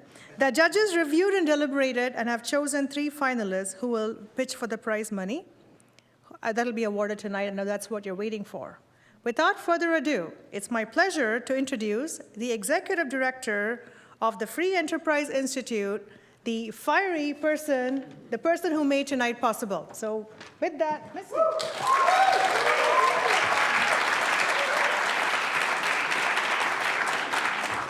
All right, so for everybody who hooted, you'll get your $2 bills later. Totally appreciate that. Thank you, Dr. Kannan. My name is Misty Rusk. I am the executive director of the Free Enterprise Institute here at USD. It's new. And I want to tell you a lot more about that. So call me, we'll go have coffee. If you're joining us via the live stream, we have a fun fact that I just want to reinforce. So we heard this earlier from Charles, but the platform we're using tonight, Memento, is led by USD alum David Jimenez Burgess, who won $21,000 for a company called Happy Spoon, which has pivoted into the online event management system that we're using tonight. He said the money that he won funded the startup costs and got it off the ground. So we hope to see many more of those. So David, I know you're out there somewhere. We're prepared to see you take that public. Super excited about that. I really want to brag about that. Tonight, it's my job to share with you what's going to happen next and to give you the information that you need to be able to vote for the teams that you like best.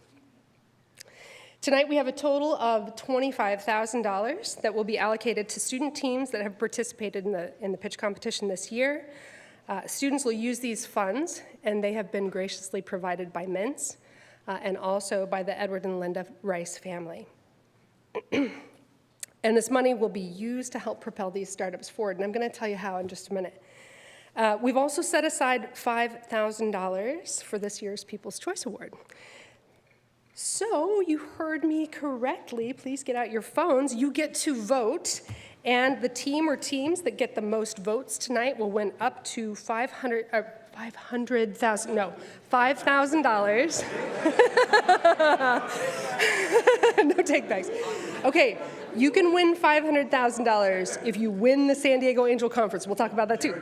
So $5,000 tonight for the People's Choice Award. So please get your phones out. If you're joining us via Memento, you should be able to see it there too. And we would like for you to be prepared to vote for the companies that you like best. So not only is there real money on the table, but for this year's teams, but there's a suite of programs and services to make sure that the teams keep working to bring their companies to fruition. So you've heard tonight the companies, the semifinalists. Yes, guys, it's 3 finalists. So for all of you who are asking me in the hallway, now you know. 3 finalists and $25,000 total in cash that'll be divided among the companies. But also, our student teams get access to the USD Legal Clinic. Free entrepreneurship clinic. It is supported by Mintz. So we actually got to see one of the staff attorneys get to meet a company that helped file their, let's stand up for a second. George, stand up. So Insight VLA filed their Delaware C Corp with the help of the entrepreneurship clinic here at USD, and that is supported by our friends over at Mintz. And the Brink SBDC, which is the #1 rated accelerator in San Diego and is housed right here at USD. So all of our student teams get one-on-one consulting and access to additional workshops and the ability to network with peers and get other resources. And then second, every one of the teams has earned a space in the Collaboratory. So the Collaboratory is the new incubator, and we provide space. We provide additional resources. When the new building opens, the space will be really cool. Until then, you're in Durango with me. And then also, our teams this year have an opportunity to have a space in our first accelerator. So in June, we'll launch our first accelerator, 8 weeks of intense 15-hour days to see if we can help these 11 teams and maybe a couple of more propel their businesses forward, and we're working on putting some of those details together. Again, one of our team members, Abby, and also Grant Healy, both, can you guys stand up for a sec? So they're helping us put the accelerator together. We're super excited to have that program coming online in June. And we'll be able to offer things like EIRs, additional skill building. We're going to focus on the lean canvas model. And then for the team that wins tonight, we'll waive the fee for the San Diego Angel Conference. So San Diego Angel Conference is $200,000 is what we advertise. This year we'll do $700,000 for the companies that won.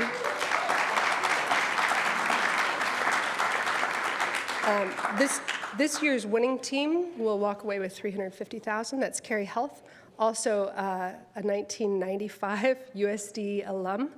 That was open nationwide, and you didn't have to be affiliated with USD to participate, but it was a USD alum that won a local San Diego company, and they're doing something super, super, super interesting in that space. as well. So lots of resources that we are swooping in around student teams, and also we're here to serve alumni and community as well. So with that, I'd like to reinforce that the process starts now. And I would like to invite you, if you haven't already, scan that QR code so that you can vote for the teams. At this time, I'd like to invite Dr. Amit Kakad and Dr. Kate McCone-Sweet to join me. Dr. Kakad is a clinical professor of operations and management. He's played a key role in the V2 pitch competition for the last several years, and Dr. McCone-Sweet is new to us.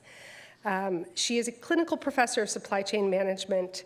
They will be introducing you to our semifinalists, and they'll also be announcing the finalists for tonight. Dr. Kakad and Dr. McCone-Sweet.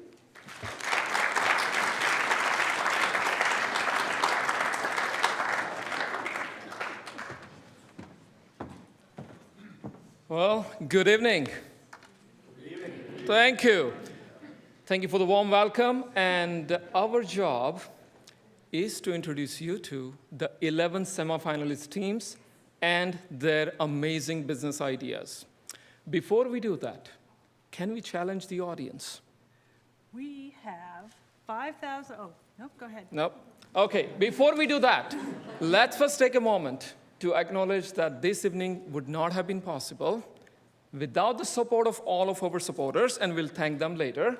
But before we thank them, we need to recognize the amazing hard work done by my colleagues, Misty Rusk, Stacy Pena, and Diana Hanashag. Can we please congratulate them on a job well done?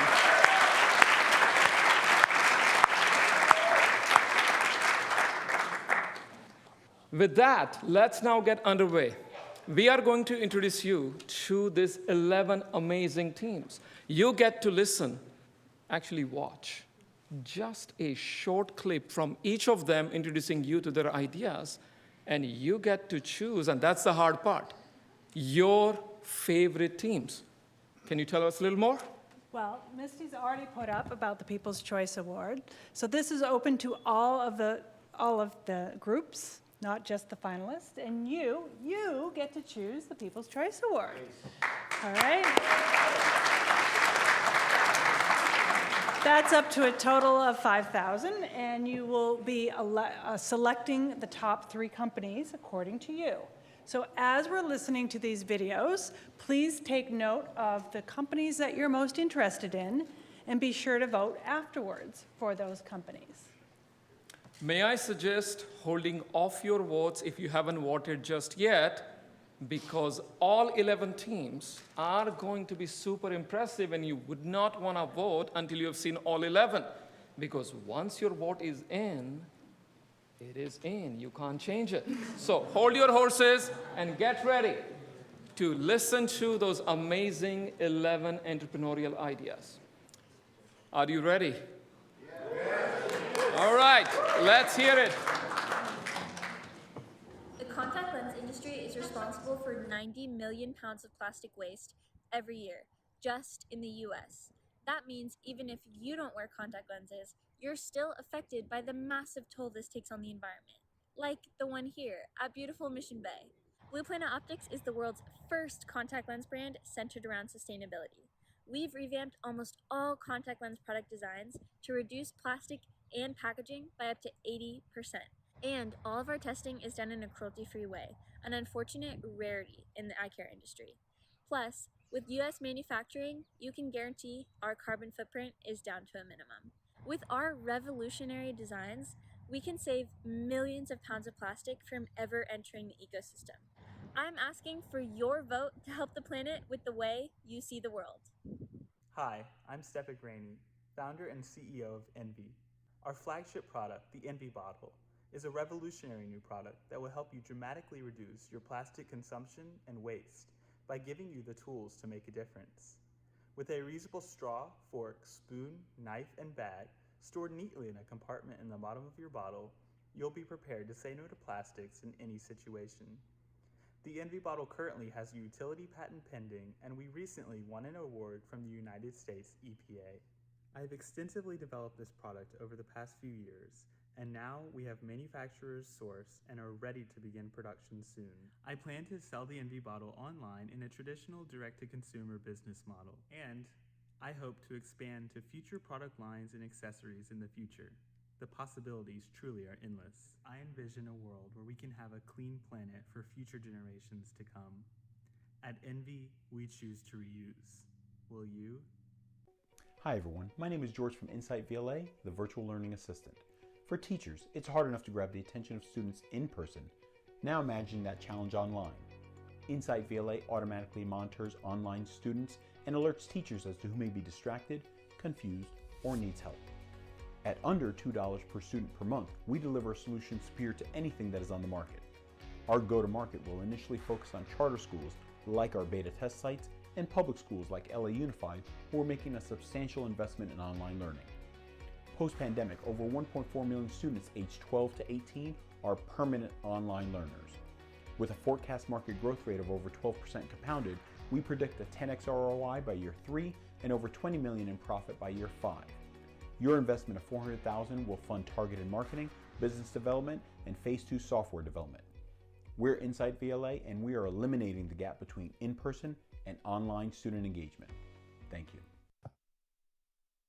How many of us have a box of old family photos? Will they be around in 10 years or will they be lost? What about the images, videos, or the life stories you create? They tell a story of our past relatives as well as our younger years. These days, we don't have a box of pictures, but digital media that is scattered across the internet only to be lost with time. Why not have a single platform where families can share and securely store their milestones and medias so the lives we lived are not lost or difficult to find? Our goal at Kinko is to have a place to share and connect with our families. We want our future generations to be able to look back on their families and experience their lives as if they were there when it happened.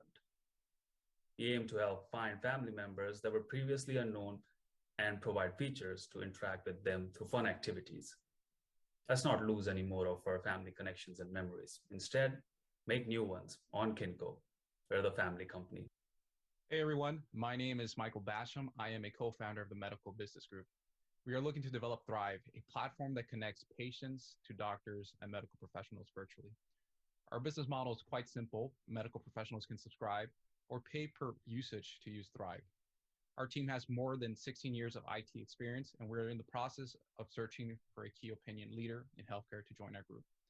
We are seeking to raise an initial seed of $200,000 to develop Thrive, with the hopes of developing a product that is impactful. Don't forget to vote for the Medical Business Group. Thank you. Hi, I'm Luke. Don't you love shopping online on sites like Amazon and Etsy? I sure do. We all do. But I can't help feeling like my money's going into oblivion instead of making a difference. At Purposer, we're changing that.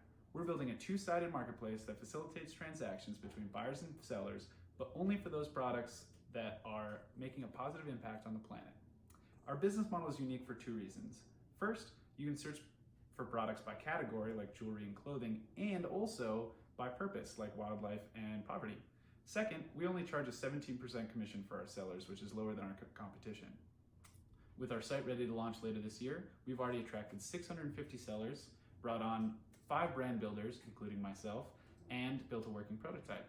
If you're an investor, we'd love for you to consider participating in our seed round. If you're a fan, we can't wait to have you shop with us. Let's make a difference, one purchase at a time. Vote for our startup, Purposer. Hi, my name is Grant Healy. According to the National College Health Assessment Spring 2021 report, 93% of students reported experiencing psychological distress that negatively impacted their academic performance, and yet only 30% reported receiving any kind of psychological services. There's a mental health crisis, with demand for professional services far exceeding the number of licensed practitioners available. They say the best way to stay out of the ER is to take good physical care of yourself. Well, these same preventative measures are vital to mental health as well. That's why my application SafeSpace introduces preventative measures that encourage proper monitoring and maintenance of one's own mental health, while simultaneously lowering the frequency and urgency of human intervention. Instead of selling individual subscriptions to students, we plan on selling subscription packages to universities for use by their respective student bodies to increase awareness and adoption of safe space. Hi, I'm Chelsea, and when my family and I first moved to San Diego, we really enjoyed dining at locally owned restaurants, but it was hard for us to find them. Furthermore, it's hard for these restaurants to stay in business, with 60% of them closing within the first 3 years and online food ordering apps taking huge commissions. That's why my partner and I came up with Small Finds.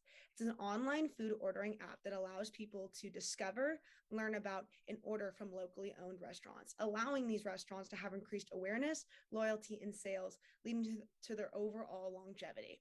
The impact of Small Finds is it allows for more locally owned restaurants and funding to stay within communities.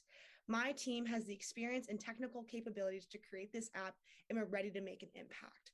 We are better for businesses because we work with businesses, and we know making a social impact can be as easy as having a meal.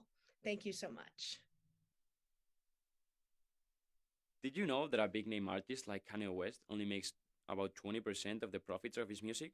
And that is because he's one of the biggest ever. And did you know that artists usually don't receive any royalties for the first couple of years? Hello, I am Rodrigo Navazo, and I've partnered with 2 engineers to help artists earn what they deserve and open a new market so the small investor like you and I can own a part of Drake's music. Our company Stream Fund is meant to be the Robin Hood of the music industry. It is a marketplace where music assets are tokenized or divided into shares and sold to the retail investor using blockchain technologies. Our main sources of revenue are the tokenization, marketplace, and security token offering fees. As for our competitors, there are other similar proposals. Royalty Exchange might be the closest one to flourish, but it does not tokenize. This means that it usually requires a 5-digit minimum investment. We are here to offer a participation in a seed round of $100,000 in funding. Thank you very much. We are Stream Fund, and we are here because artists should be able to focus on their music. Hi, I'm Alex, a co-founder of Symphony Bioware. When I was 17, I nearly died from burnout. In fact, 120,000 Americans die each year from stress complications. The wellness revolution is trying to save the day, but forming healthy habits requires continuous feedback. That's why wellness companies love wearables, but heart rate, temperature, and glucose just aren't enough to fully understand the rich world within us. That's why we're developing the first wearable smart patch that will continuously measure the key hormones that affect your stress, sleep, nutrition, and fitness. Symphony Bioware will show you exactly how your body is reacting way before you feel it, like meditation. Most people quit before they see an improvement, but cortisol drops by 30% after just one session. Our mission is to unlock the true promise of personalized wellness by closing the loop on biology. Inside you, there is a chemical concerto. Can you hear it? Okay, so the easiest way to figure out your body type Once is you by master looking how at to your dress proportions. depending on your body The type, first I thing you used to have wonder wear why is clothes the don't look right on me when they look amazing on other girls. Do you also struggle with this? It is of paramount importance to understand that our bodies are constantly changing. We're going to feel different. We're going to look different. We look up to models and how they dress, but struggle when clothes don't look the same on us. We must educate people that we can look great, even if we don't have that skinny body shape. We can look great in any body type. Tess is a disruptive software as a service with a business-to-business approach, where our top-notch technology creates outfits based on body shape fashion guidelines. Offering a white labeling solution through our API will help fashion brands improve their shoppers' customer journey. With Tess, you can go from this to this, or from this to this. At Tess, we believe every body shape is beautiful. You just need to know how to flatter it.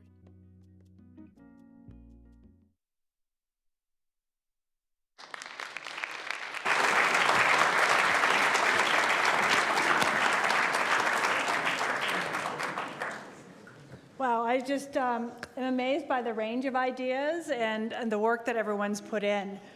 Thank you all for presenting, and for the round of applause to everyone. As I said when we started, we now have the opportunity to vote on the People's Choice Award. So if we now have all the information up there. For those of you at home, you can just scan the QR code on your computer or enter the www.menti.com and enter the code that's there. 974, I'm starting to sound like, okay, 7995. Remember, you get to vote for 3 companies. You have just a minute to enter your votes, and then we'll be tallying them up, and later we'll be making the announcement. So without further ado, please vote and do it now.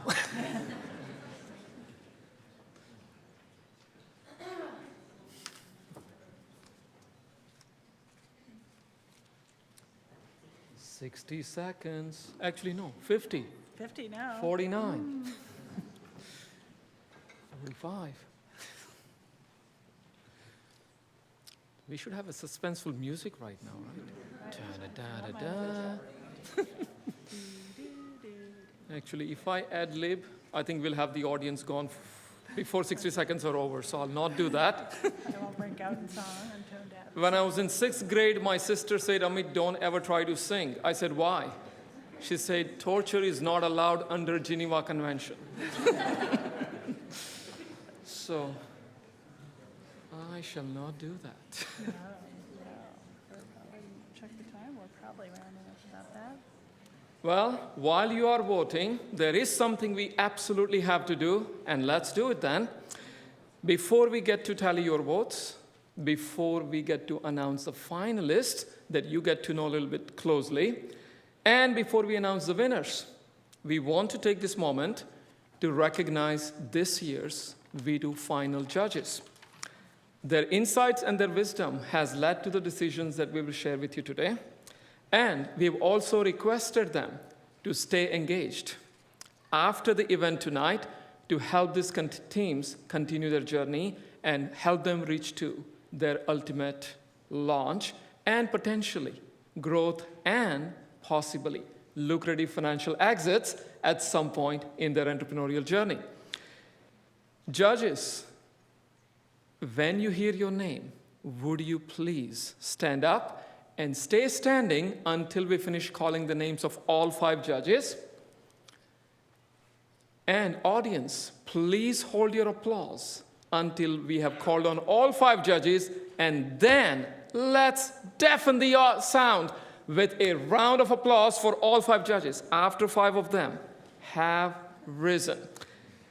Jeffrey Adler, CEO of iProtein, and may I add, a proud parent of a torero who is graduating in 2025. Carl Dumel, who was a torero student, who is now a torero alumni. Carl Dumel. And founder and CEO of Hugs, may I add. And winner of many entrepreneurial competitions on this campus. Nina Saberi, president of Castile Ventures. Thank you for all the things you've done. Adrian Hall. Adrian. He's in London. Uh-oh. All right. Thank you. Cheyenne Scaff, co-founder and CEO of Bluma, and USD class of 1995.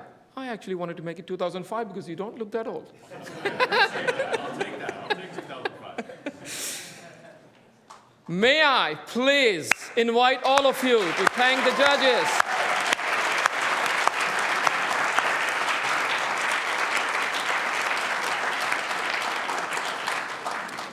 Thank you. Thank you for being here tonight. Thank you for your time. Thank you for the support. Thank you for giving back to USD in many ways, and please count on us reaching out for more. Now, let's get back to that vote, shall we? The voting is now closed. I hope you had the opportunity to enter your vote. We're going to announce the winners later this evening. But now I'd like to start with announcing the first finalists of the 10th annual V2 pitch competition. Ooh, I really leaned in there. Sorry about that.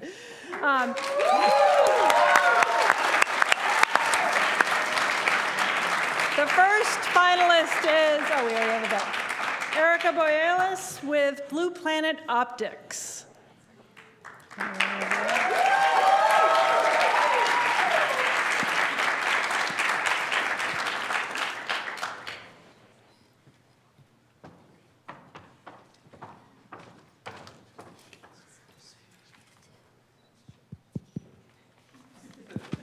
It's on? Yeah.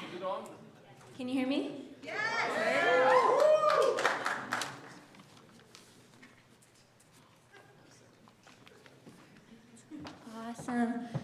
it takes me a second to just catch my breath. It's so exciting to be up here, but thank you so much. Okay, I'm Erica. Let's get this started. Okay, I'm Erica, and I'm the founder of Blue Planet Optics. Blue Planet Optics is the world's first one-stop shop for sustainable contact lens products.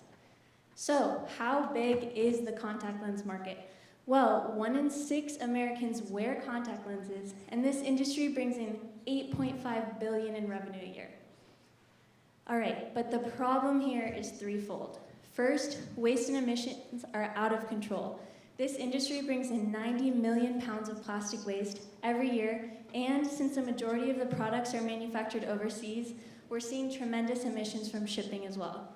And purchasing convenience isn't where it should be. Most consumers, as many of you know, have to go to an optical outlet to get their lenses and then another store for their case and solution. There should be one place to get all these products. And lastly, animal cruelty is still the standard. Large eye care companies test their products on animals, even though consumers demanded that the cosmetic industry make the switch to cruelty-free testing. Good thing, we have Blue Planet Optics. Our products are the solution to all three problems I just told you about. Our flat pack lenses, manufactured by our partner Menacon, reduce packaging around the lens by 80% and thus 80% of the plastic. Next is our sustainable case, made here at the engineering lab, which reduces 50% of the plastic per unit. And lastly, our cruelty-free solution, made by our partner Clear Conscience, is always tested in a synthetic way. Our business model is a direct-to-consumer e-commerce platform via Shopify, where consumers can latch onto our subscription model and see those repeat purchases come in every month. And lastly, USD Legal and I are working together to get a patented design on our contact lens case. So our target market is millennials in the age bracket just below, because those are the people who shop for sustainability and convenience, and the average age of a lens user is 31 years old. All right, our team and partners, starting with myself, I'm the founder, and my 9-to-5 is at a B Corp and social impact agency. I literally get to help brands become more sustainable every day, certify as B Corps, and then market themselves to the world. And so I get to employ that all at Blue Planet Optics as well. Menacon manufactures our contact lenses in flat packs. Country Plastics is an injection molding facility that knows how to manufacture our case in a sustainable, low-waste way. And Clear Conscience is our cruelty-free partner for our lens solution. And Dr. Wu is an ophthalmologist and medical advisor. He checks off to make sure everything we're doing is completely safe. All right, so you see our financial projections here. We're looking at them from a price point of $60 for our 3-product package that I just told you about, and a net profit for us of $35 per package. You may see that sharp uptick in sales year 2, but let me tell you why it's gonna happen. So we have a go-to-market strategy that's 3 parts in the first year. First, our keyword strategy. So as we all know, on our targeted ads every day, they're following our keywords in past purchases. Since contact lenses are such a specific purchase, we're marketing straight to those consumers. And like I said, I'm a big part of the B Corp community, and I've seen these brands just fight to support each other and purchase from each other, which I know they'll do for Blue Planet Optics as well. And lastly, sustainability influencers. If we partner with them, send them free product, and get those brand deals in the first year, we'll see their followers purchase from us in year 2. All right, so our competitors have mastered the D2C model, and some of them have even made really cheap contacts, but no one's done the 3-product suite, and our contact lens brand is the most sustainable place you can buy contact lenses. So we anticipate the biggest player, Alcon, to buy us out for our brand reputation and maximize their sustainability report. All right, you can see here the breakdown of our funds, marketing being our biggest budget so we can employ that go-to-market strategy. But if you're interested in joining our team, we're looking to expand and get all of these procedures going. Thank you so much for attending, and go Blue Planet Optics.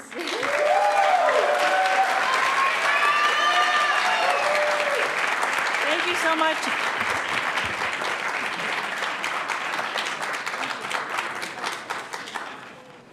Thank you, Erica and Blue Planet Optics.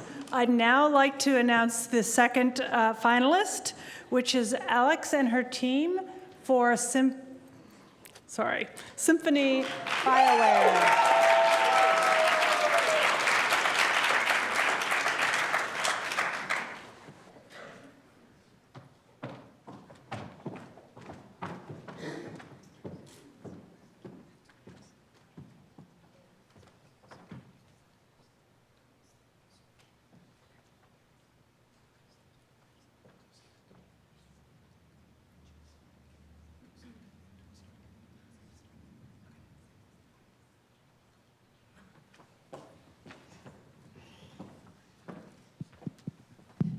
Who is excited to be here tonight?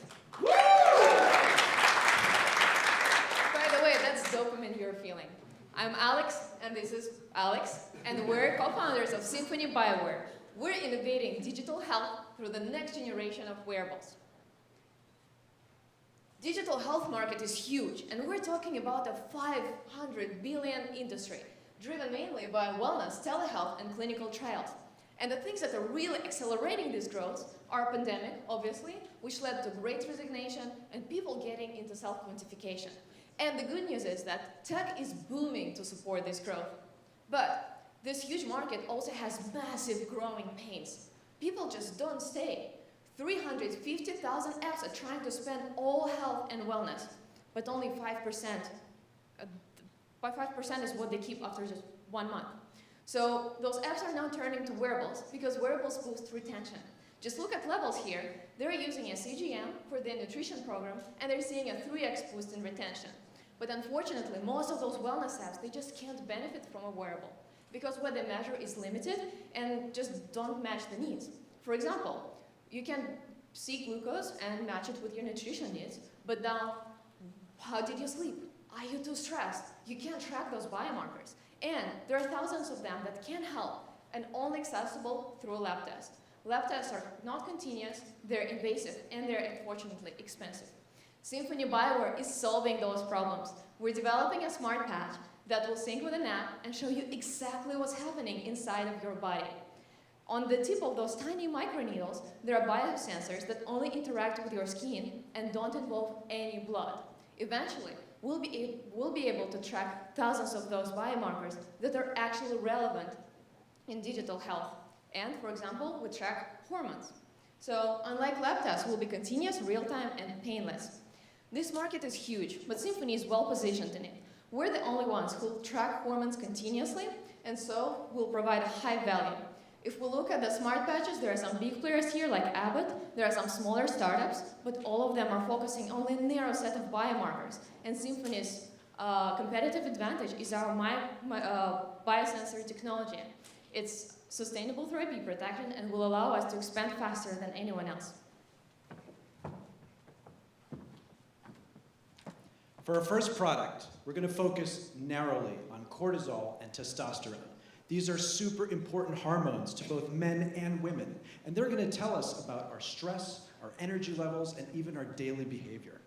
For our first customers, we're going to go to the wellness apps like Noom and Headspace. They're in the greatest pain. They're losing their customers, and they're looking to new technology, like us. We're going to supply that.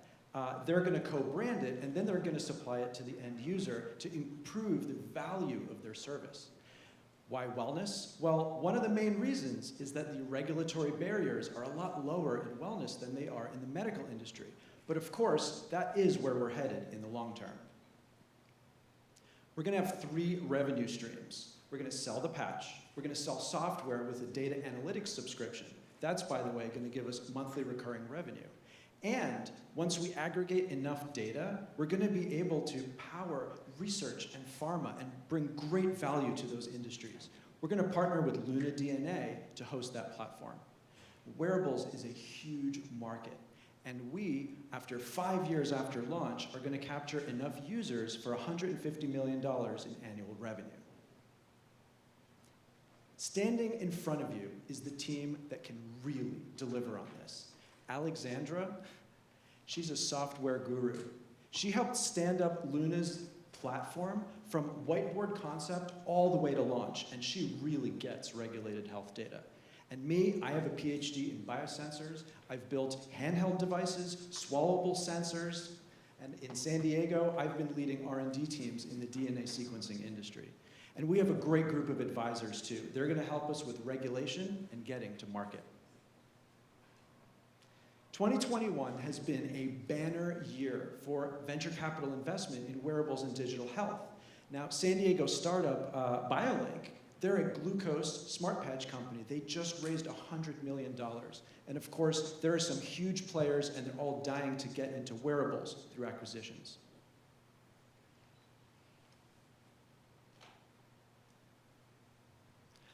We're raising $1 million to develop our proof of concept smart patch. That's going to take us, it's going to take us very far because we're going to use a lot of local San Diego resources. That patch, by the way, we're focusing again on cortisol and testosterone. Our first $50,000, that's going to go towards IP and towards the initial research. We're looking to partner with deep tech investors and angels like you who share our vision. Inside you, there's a chemical, Concerto. At Symphony Bioware, our mission is to help you hear it. Thank you. Thank you.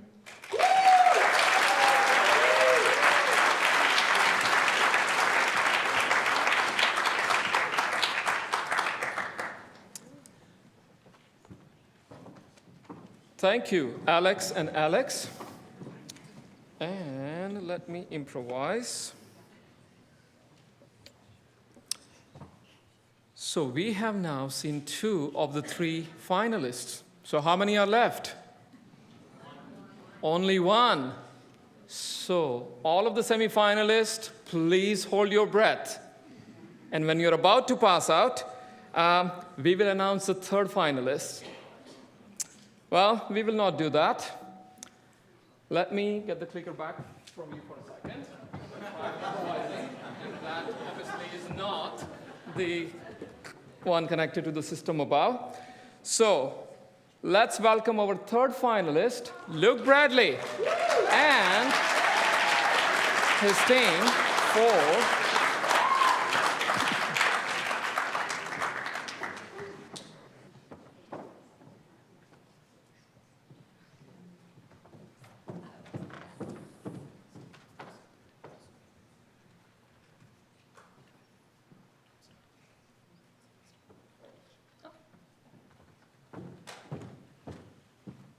Hello, everyone. My name's Luke. And I'm Jolene. I want to thank you all for being here, audience members, and of course, our judges. Today, we'll be sharing our vision for Purposer. Purposer is a 2-sided online marketplace facilitating transactions between buyers and sellers, but only for those products which are making a positive impact on our planet and our society. The problem with current online marketplaces is twofold. First, 88% of buyers say that they prefer buying purpose-driven products, and yet 74% say that they don't know where to find these products. Second, sellers are increasingly dissatisfied with rising commission fees and expensive advertising. Our platform solves both of these issues. We cater to the new, conscious consumer by supporting over 35 different social and environmental causes on our platform. We support small businesses by only charging a 17% commission fee, which is much lower than our competition. Here's some examples of our real product offerings on our platform. This t-shirt plants a tree with every purchase. This bag supports the fight against human trafficking in Ethiopia. And this toy donates 5% towards sloth conservation. We're operating within the sustainable goods market, which is growing at a rate of 3.5% annually. More importantly, however, is 79% of consumers in this market say that they would be more loyal to purpose-driven brands, and 64% say that they'd be willing to pay more for purpose-driven products. We generate revenue in 2 different ways. First, we charge a 20-cent listing fee for new products. Second, we charge a 17% commission fee on each successful transaction on our platform. We have an average order value of $45, which is slightly above the industry average because purpose-driven products tend to be priced higher. We have 3 strategies to scale our platform region by region, starting right here on the West Coast. First, we're building our brand by promoting at makers markets and sponsoring events. Second, we're running targeted campaigns with ads on Google and Instagram and by partnering with local influencers. Finally, we're building a community by creating engaging and inspiring content on our socials like Instagram and TikTok. And we've identified 3 major competitors: Etsy, the artisan marketplace, Fair for wholesale, and 10,000 Villages, which is a niche market for fair trade items. And we have several competitors like this that focus on one singular cause. Purposer is uniquely positioned. First, our products represent a range of social and environmental causes. Second, we charge the lowest commission fee, 17%. And this is very important for our sellers because this is their greatest pain point. Additionally, just last Monday, Etsy announced a 30% fee increase. So sellers are obviously upset, and 20,000 of them are going to go on strike. And lastly, our horizontal market means that we have products in a variety of categories, not just handmade or artisan. We have a clear timeline to scale Purposer. Last year with our founding team, we built our custom software prototype. We've been working with over 650 sellers, learning their pain points, and most excitingly, all of these sellers want to join our marketplace when we launch. We've been working with 4 influencers as well who have confirmed our buyers' wants and needs. We're going to continue all of this marketing this summer, as well as launch paid Instagram ads in preparation for our launch in September. After our launch, we're going to continue building our database of buyers and sellers and add more software developers to continue maintaining our platform. Our team is led by myself, Alexis Aguilar, and Luke Bradley. 2 years ago, I managed an online store on Amazon for a collegiate sports brand, so I have firsthand experience running an online marketplace. I've also founded 2 medical clinics, which are operating successfully today, so I have experience running a business. Alexis Aguilar is very skilled at running targeted Instagram and Google ads, and she helped me scale those 2 businesses. Luke Bradley is very skilled at talking to our vendors and has attracted over 100 sellers for our platform so far. We have opportunities for you guys to become part of our journey. First, if you're an accredited investor, we invite you to join our 400K seed round. If you have software expertise, we'd love for you to become part of our team or become an advisor. One of our end goals and exit strategies with your help is to become acquired by a large marketplace competitor such as Amazon or Etsy. On behalf of our entire team, I want to thank you so much for being here, for your dedication during this process, and we hope to change the world alongside you, one purchase at a time on Purposer.com. Thank you.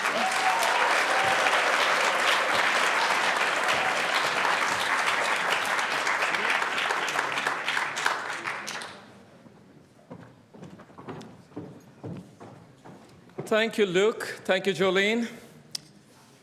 Thank you all for being here tonight. And don't go yet. We are not done because we haven't announced the results. But I want to take this moment to congratulate all 11 teams, including the 3 stellar finalists who have put so much effort in working on their ventures throughout this semester. Can we please put our hands together?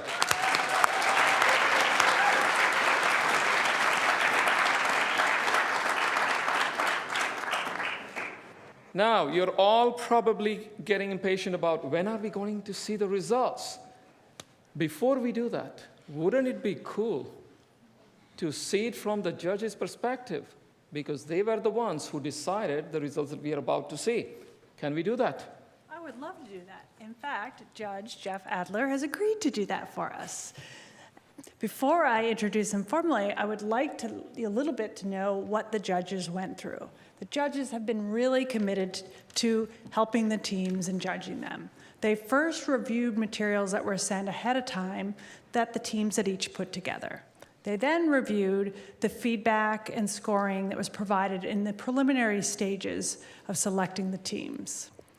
Finally, yesterday, they spent a significant amount of time hearing each of the 11 pitches and made judgments and deliberated on all of that to think about which 3 teams they could select for winning the larger awards today.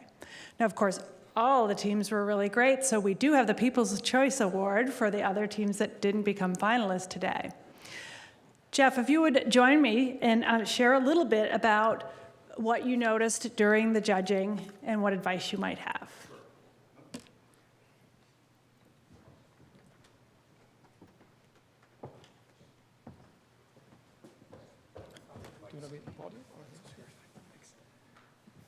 Okay. So, who here is sad? Get real. Sad. Love it. Who else here is sad? You're half sad.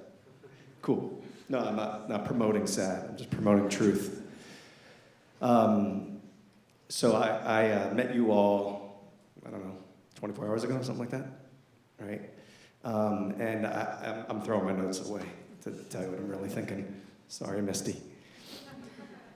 I just got to say that I'm going to sound like that person, but everybody really here has won. It's my East Coast accent. Because it's not the cash, right, that is the treasure. The treasure is the time, the talent, the resources here at USD. And I think I'm speaking absolutely on behalf of our esteemed judges when I tell you that this is just the beginning of the beginning. And everybody here can put a V on their chest or a W on their chest, V for victory, W for win, because what Misty was underscoring is y'all gonna get all sorts of resources, and you're gonna bang hard into this new Canal School of Business and go through the incubators, and you're gonna go knee deep, maybe head deep in trying to master, remaster this business, the next business, the next business. You know, I've been a part of USD for, well, actually since this was literally on a napkin, this V2 pitch competition with Mike Lawless and Regina. Where's Regina? Is she here, Regina? There you go. Yep. Sort of imagined this thing back in 2010, 2011, 2012, something like that. And I just got to tell you, this school is an amazing place. This particular squad here, like, is unbelievable. I mean, truly unbelievable for two reasons. One is I can vibe that everybody here sort of likes each other. Like, y'all like are working well together. This is really cool because you're competitors. And I love that. And the quality of the presentations, the completeness of your presentations yesterday, were just absolutely terrific. And I'm privileged to be a part of this program 10 years ago and today. And I got to tell you, don't be confused. Separate, I won the cash, I didn't win the cash, the judges liked me, the judges didn't like, throw that, that's nothing. The cash is going to last you like 10 and a half seconds. So good luck on that. But what's going to last a lifetime, right, is this learning experience. And it's the beginning of the beginning, as somebody told me today. And it's true, because when you tap into the resources that follow, whether you pursue this business, whether you go to the next, the one thing that sticks is you are the entrepreneur, right? So thoroughly impressive, wonderful job. You ought to really feel very proud of yourselves. And I'm honored, and I think, again, on behalf of the judges, we're honored to be a part of this thing. So nicely done. This is where you clap.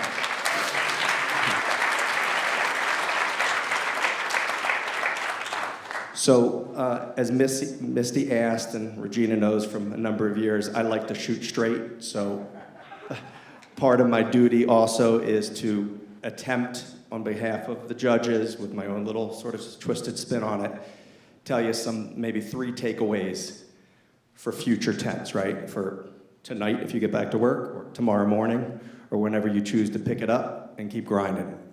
So 3 things. And you can go to that slide that says the 3 things. Yeah, we covered that. There we go. So, number 1, as we, as judges, looked at, you know, who we vote for and what we did, we looked at the ability to execute on the magnificent idea or simple idea that you presented. My experience in business, I think the judges can support this, is ideas are easy. They're really, really easy breezy, Japanesey. But executing on ideas and road mapping that execution, little by little, the law of the small, you know, the big is easy to dream it, to execute step by step is really tough. So I think we were looking for plans that endeavored to sort of showcase that, roadmap that, and looking across to the entrepreneur in front of us, or entrepreneurs, the teams, and see who may do we, think have the ability to do that? That's an item. I'd encourage you to remember that the execution on the small is gigantic. It's a thought. The second is defensibility. As several of the judges had shared, getting into the game and getting a minimum viable product and demonstrating a pathway to profitability and demonstrating the ability to scale early on, right? Showing those attributes is great. But again, once you're in business, part of the planning, naturally, we kind of look for this, is the ability to defense against competition. That is to say, can you, as I think Adrian said yesterday, Shane said, defend the hill, build the moat.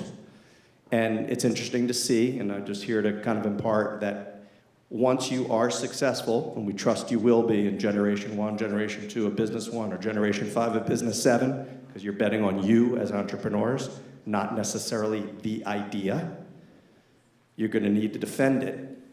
And as we know, there are hunters and there are gatherers. And once you have something that's seductive and it's making some profit, they'll come in. So think about defending and building a plan to scale in light of competition that will absolutely come knocking. The third is more of a personal attribute, something that I specifically was looking for when I had the benefit of participating yesterday with the team here, and that is the ability to show or demonstrate durability. Now it's hard, right? You're pitching, it's going fast. There was some electrifying presentations. I think Grant wouldn't get off the stage. It was like the Academy Awards when the music goes, and he was great. George was like a bull. I loved it. It was great, and there were others that were thoughtful and sensitive. The Tess team was just, I loved Tess. Got his go on record. And Erica was great. Chelsea was strong. I mean, it was just some great things. It was great. But the durability, the character, the grit, you're gonna need it. And I saw, these third of the teams, like, the dream team. And look, this one's helping me and that one's helping me. And I think I saw a picture of a CEO who looked like he was 17. Somebody said, like, this is our, I don't know, I got confused, but CEO or somebody. At the end of the day, you gotta bet on you. As you know, or you're gonna find out, it's gonna be long. It's going to be dark. It's going to be late. You're going to be broke. It's going to hurt. This is just the truth. This is what it is as you build a business. So durability is important. When you pitch next, don't be afraid to communicate your durability. Naturally, the team's skills, the team's sophistication. Team is paramount.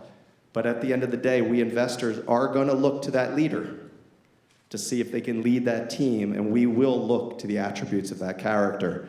Don't be afraid to put it out there and state exactly who you are. Anyway, 3 quickies.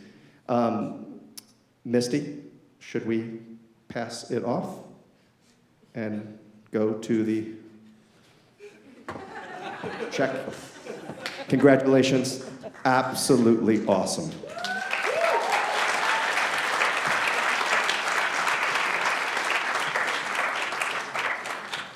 I'm going to go off script a little bit here too. So I want to know how many students are in the audience that aren't part of our teams. Students in the audience that are, all right, these guys need team members, right? We want you to reach out to anything that you saw that was exciting and put your time and energy around some of these. So I want to follow something that Jeff said. The durability piece is important. You're going to be broke and sad and sorry. You're going to work hard for about a decade. And if you do this well, you're going to buy freedom for the rest of your life and for the generations that follow you. It's worth it. It's a pursuit worthy of your time. For those of you that are here, the 8 that didn't make it on the stage, the answer is not no. It's just not yet, right? We got more work to do.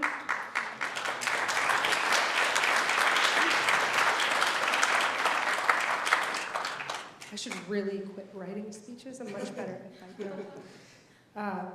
We want to see every one of you first thing tomorrow morning, right? Maybe even later tonight, right? Because I just want to say I've been doing this a long time. This is 18 years for me. This is my first time working with students. and my expectations were low. And I came in and I said, I'm not going to treat you like students, I'm going to treat you like founders because I don't know any different. And you have blown me away. Every single one of you. You've been amazing to work with. And I'm so glad that when we picked judges, we picked investors. We hope that you built the relationships and that you're chasing them around. Sorry, guys, that's just the way it works. And we hope that you will keep reaching out and keep taking advantage of those resources. All right, so I'll go back to my script.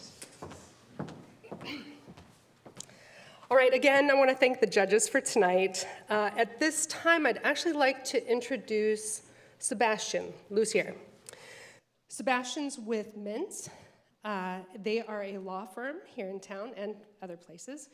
Mintz has been a longtime supporter of entrepreneurship and innovation at USD. Mintz is also our first unifying sponsor of the Free Enterprise Institute, which means they're sponsoring every major innovation and entrepreneurship event that happens with the Knauss School of Business this year.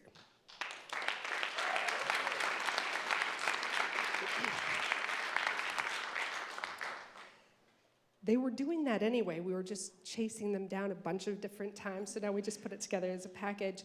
And beyond their generous contributions, they have been incredibly generous with their time. Sebastian was actually one of the first people I met in San Diego, and I sold him an idea, and he stayed with me the last 4 years. We've done something really amazing together, and we plan to do more.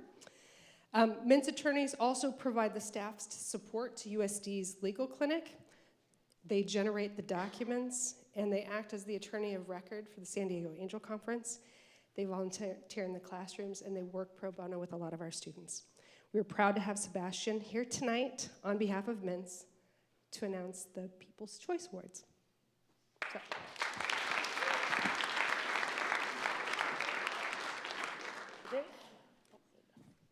Working? Glad to be here. We've got a strong commitment at Mintz to USD and the Entrepreneurship Clinic. I myself am a USD law graduate, 05 to date myself, and have a number of USD grads at Mintz as well. And of course, we also support the Entrepreneurship Clinic. As Misty referenced, we're involved with the Angel Clinic. I am the adjunct professor here at USD who handles the Entrepreneurship Clinic, so I know a few of you already. And if you are in need of legal services, we are oriented towards small businesses, student-run businesses, first-time entrepreneurs. And one of the things I like about the Entrepreneurship Clinic is it's a dual learning experience. Not only are you as entrepreneurs accessing legal resources, but we are also training up the attorneys, the student law students, to become attorneys that support and help grow businesses as well. So I really like the program. I think it's very much a win-win, and look forward to hopefully crossing paths with some of you in the future. I can't really add too much to what the other wonderful speakers have said already. That point about execution and ideas, I would reiterate that one. It's funny because I'm like, what am I going to say? And I thought, oh, I know. I'm going to focus on ideas, which are easy to come by, and execution, which is unsexy but the really important thing. And then, Jeff stole my thunder. So this incorporates by reference all of Jeff's speech. I'll just do an old lawyer trick and do that. But yes, I just want to emphasize that. All right, so I am doing the People's Choice Award. So we've got, it's funny too, because the preview of this is there might be a few of them, there might be one, but we have two. And so the two that are going to be receiving this, they'll each receive a $2,500 prize. If you really want to make the number sound bigger, we can call it 250,000 cents. I don't know if it helps you. So we have Stream Fund Company, and I should have said to wait for both. And Symphony BioWare. So congratulations, both of you.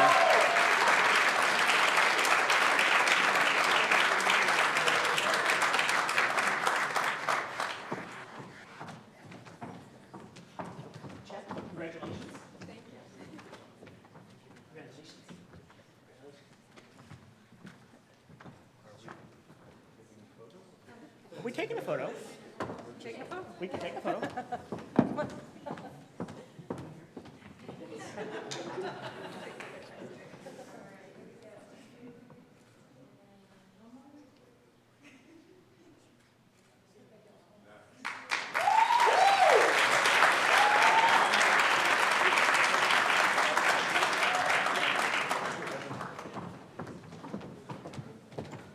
All right.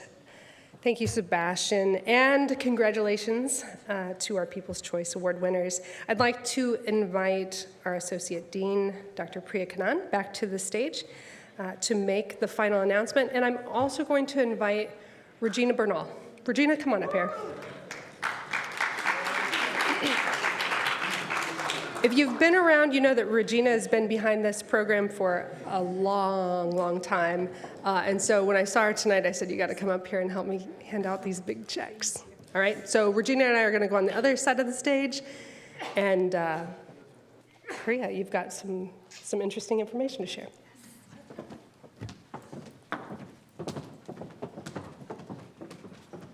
All right, this is the moment you've been waiting for. The winner of the 10th annual V2 pitch competition, receiving $14,000 is Symphony BioWare. Congratulations!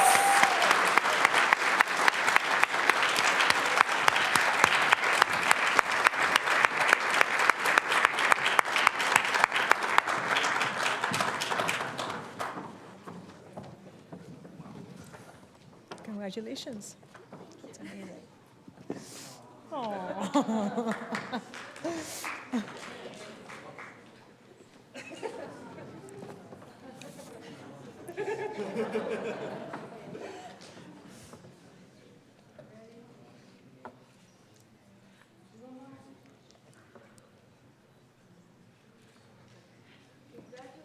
All right, we're going to invite Alex to say a few words. Alex? Well, thank you so much. Thank you for everyone who voted for us. Thank you, judges, for evaluating us, asking us insightful questions, and providing such a meaningful feedback. And thank you, USD. I love this school. I'm an alumni. I had my BA in computer science from the engineering school. I'm currently an MBA student.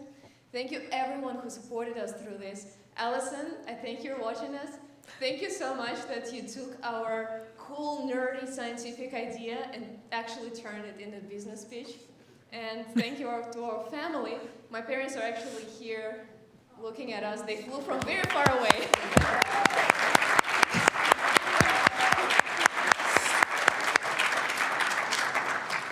I just want to say that USD really gives so much resources to all of us, and what we got out of this is incredible, incredible platform to really succeed. I can't imagine how would we start. It was very scary in January to put in our first work, and now we actually have a plan to start it. So thank you very much. It's incredible.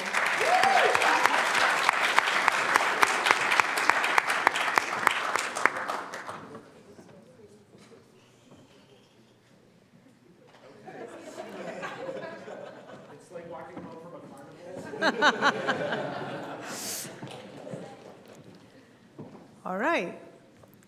Congratulations, Alex and Alex. We now go to the runners-up for the 10th annual V2 pitch competition, and each team will be receiving $3,000. These teams are Blue Planet Optics and Purposer.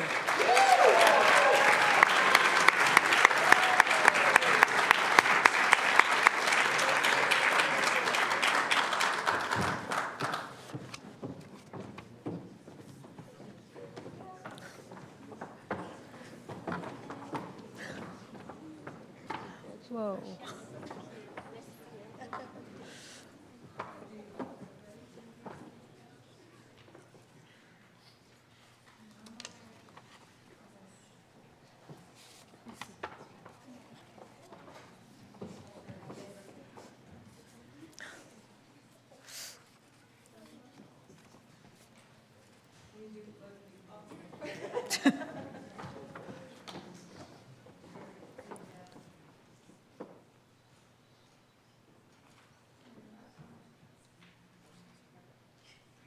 Congratulations to the winner, runners-up, and all the participants and semifinalists.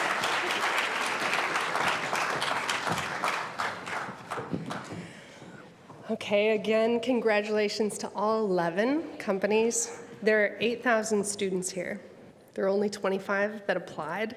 11 of you made the semifinalists. That's a lot to be proud of. We're also so grateful for our judges, our coaches, our mentors, the finalists, and for the opportunities afforded by the University of San Diego to bring great people and great ideas together to make the world a better place.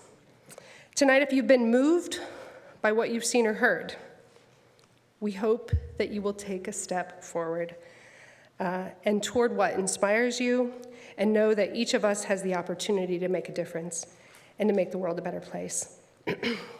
We're looking for 4 things. We are looking for more mentors to work with students. We are looking for coaches to work with teams. We are looking for donors that help enable this work. And finally, we're looking for interesting insights and ideas to help us develop the cutting-edge programs that have made USD a leader in the innovation ecosystem. If you're a student here and you don't know about these programs, come find us. We would love to share with you what we've been doing and help you turn your dreams into meaningful and rewarding work. If you want to support the next evolution of entrepreneurs who will solve the greatest challenges that we face, we ask you to do whatever's in your means to help bring this to life. That's it for tonight. Thank you so much for being here. Have a great night.